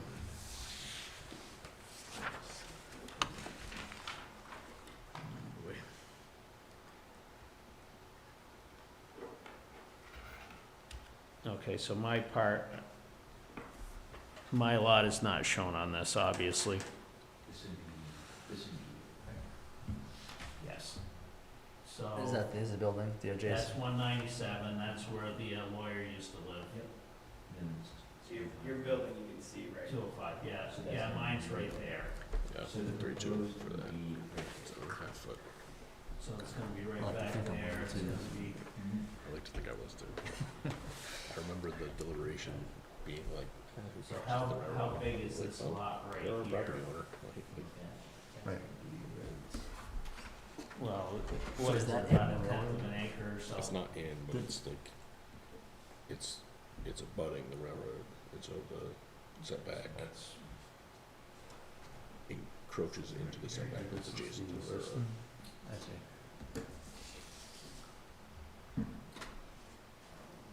197 is 7,750 square feet. Yeah, and I think it's a Yep. dangerous. So about almost 2 Right, so basically Precedent. changing that for this whole street, Okay. the whole town, basically. So you own the apartment building next door, or you live next door? yes, I do. Yep. So part of the reason, I mean, I'd like to do something with that apartment building at some point with that lot. So that's part of the reason why I'm here. Sure. I put up the building across the street here about 5 years ago. Okay. I just want to know what I can do and what the proposal is for this. So moving forward, I know what to do. And I want to keep it within, obviously, I want to work within the guidelines.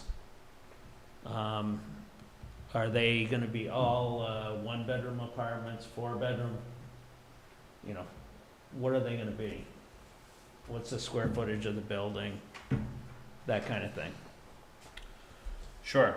Can I ask, like, why does the dimensions and what's proposed for this project impact what you can do on your property?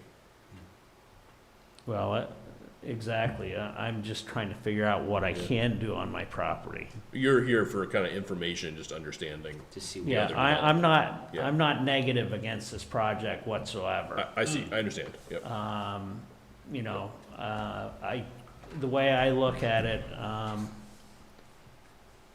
you know, it sounds like they're getting rid of a couple of garages to create more housing, which is needed in the area. And the whole street is an aging street. Yeah. And it really needs to be redeveloped, Yeah. as far as I'm concerned.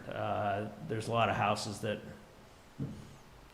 they may not be tear downs, but they're pretty close to it. I got it. Yeah, you're just looking to understand what's proposed. I'm looking to the future for Yep. what I have, and what you guys will allow me to do, on my property. So I would encourage you to go to the city website where they have the regulations that we're talking about, and you can see, you can read what the various possibilities are. So like for this, it's called a planned unit development, where you can cluster more buildings than you would otherwise be able to do on a single lot. So that's one possibility. There's lots of different ways you can configure it, and whatever he's doing won't necessarily, like Aaron says, won't affect your property. I also say, Ravi is, if you did want to talk about redevelopment of your property, like going and meeting with Ravi, that's part of his job, right? Yep, definitely is. One thing to note about your property and also with the applicant's property is that it would require review by our local resources advisory board before it goes forward. So your property is on the local historic register as a Francis LeClaire worker house. And so is 197 and 205. So to put any new buildings on the property, it would require review by the historic review board before it goes back to you for approval. And that would go the same for any redevelopment. Why is that for those properties? It's on the I think it's on the National Historic Register or State Historic Register. That's correct. Yeah, as a worker house. The houses were built by a bunch of Winooski use an old brick, graded bricks. Even his workers' houses along West Allen Street. Yeah. So these were all worker houses for workers who worked in the brickyard, which I think was where the O'Brien's house. Yeah. That's not where it was. Yeah, the brickyard, yeah, it's around there, and then the bricks used from that brickyard were used for the Winooski block. Yeah. And for a number of other brick buildings built in the late 1800s in Burlington and Winooski. I guess my question is, if we reduce the backyard setback from 10 to 7.5, then we're saying in the future we are also going to be doing the same thing for the rest of the block? Well, we're not bound by our precedent. No, but just out of courtesy for, you know, fairness or- somebody who's like, yeah. hey, like, am I gonna get the same? Yeah. Like, is the backyard setback something that we are going to, are we enforcing that? Is 10 feet against the railroad something we really feel passionately about? Or, Well, that 10 foot is for the For the, Oh. right, has nothing to do with the road. Do you have any more questions for us at this point? I guess not. I didn't realize that my property was a historical property. I would look into that, like just looking at it in Google Earth, it's not the same style of building as those others. It's not those old brick ones. Yeah, it's. Which one They is might it? not all be brick buildings, though. They Yeah. are The only district. brick in that house is in the basement. This is like a CMU No. foundation, like it might not be, like, Yeah, I mean, this is all a stick-built house. There's Yeah. no, These two. yeah. I don't know. mine isn't, trust me. I mean, I know it isn't. I've had it for quite some time. It's stick-built. Greg, did you want to come back up and were you going to say something else? Or? I was just gonna tell. Thank you. Thank you, we appreciate you. it. Thanks. thank you. Great resources available at the city for you, though. That's the good news. Yeah, so that's. I was just gonna mention to you that we're keeping to give you a grand overview, we're keeping the existing house, we're building a 4-unit thing in the back. It'll be 10 feet away from the property, so I really don't think it would have any effect on the neighboring property. Any other questions for the applicant? This is the same deal, right? We're giving informal Yes. advice. Sketch, yes. My inclination. you. Thank you. Thanks a lot. This seems like a very doable project, and I would not be inclined to grant the waiver in the back. for a new building, for almost no reason. I would be okay with the front waiver, you know, to maintain the existing building. That's what I would say about it. I'm also inclined to say no, largely informed by what you're saying, is that if we're gonna grant the waiver, we should just be ready to grant the waiver For across the board. Yeah. Across the board, not this board, yeah. So I was gonna mention that the actual setback, is the rear yard setback out there 10 feet? Yes. Yeah, for principal structures, yes. That was 5. No. If this was changed, this would have 5. been like a 15 at the time, or So it at was the time 15. we got this No, one approved. it was 15. It was a 15-foot Yeah. PUD and we setback. gave a half, 50% reduction to 7.5 feet. Yeah, and now the rear yard setback is at 10, so Yeah. that's the PUD setback. So I feel like the town has already granted So that's a recently waiver. changed. So that's recently changed Yeah. from 15 Yes. to 10? And it still doesn't meet it over here. Yeah. But that's basically like the town is being more lenient already, so my Yeah. inclination is not to be extra more lenient, no, I but agree. it doesn't have to, I agree. when there's no reason. Yeah, I think we were like talking about the fence and how it was like, oh, well, you know, it's still, I don't remember our deliberation, but I feel like the fence on the railroad's property like played into it somehow. I mean, you could walk in the backyard there, and there's 20 feet of Yeah, backyard space. yeah. It's very nice. I think that was I don't remember exactly, but. And it does, you know, it feels silly to be arguing about 2.5 feet here, but like, that's, you know, that's what we do, that's what we do. Rules, yeah. So, like, I would encourage it to be submitted, and I would encourage it not to ask for the waiver in the back. My personal opinion. Any other questions for the applicant? No. Greg, thank you very much Greg, for a Thank you guys. long champion, haul meeting. you're a this champ. evening. Did you give him your business card? What's that? Did you give him your business card? You're gonna ask for it if you're gonna. I appreciate y'all coming on Saturday too. Yep. Yeah. I thought that went as well as it could. Thank you. Thank you. Thank you. The next agenda item is city updates. I'm not gonna talk too much. It's 10:12. I think I'll pass. Other business. Do we want to deliberate this evening? Do we have stuff to deliberate on? We can chat about it after you close. Yeah, let's After you close adjourn the meeting. first, Yep. and then decide. All right, I'll entertain a motion to adjourn the meeting. So moved. Seconded. All in favor? Aye. Aye. The meeting is adjourned. Thank you very much.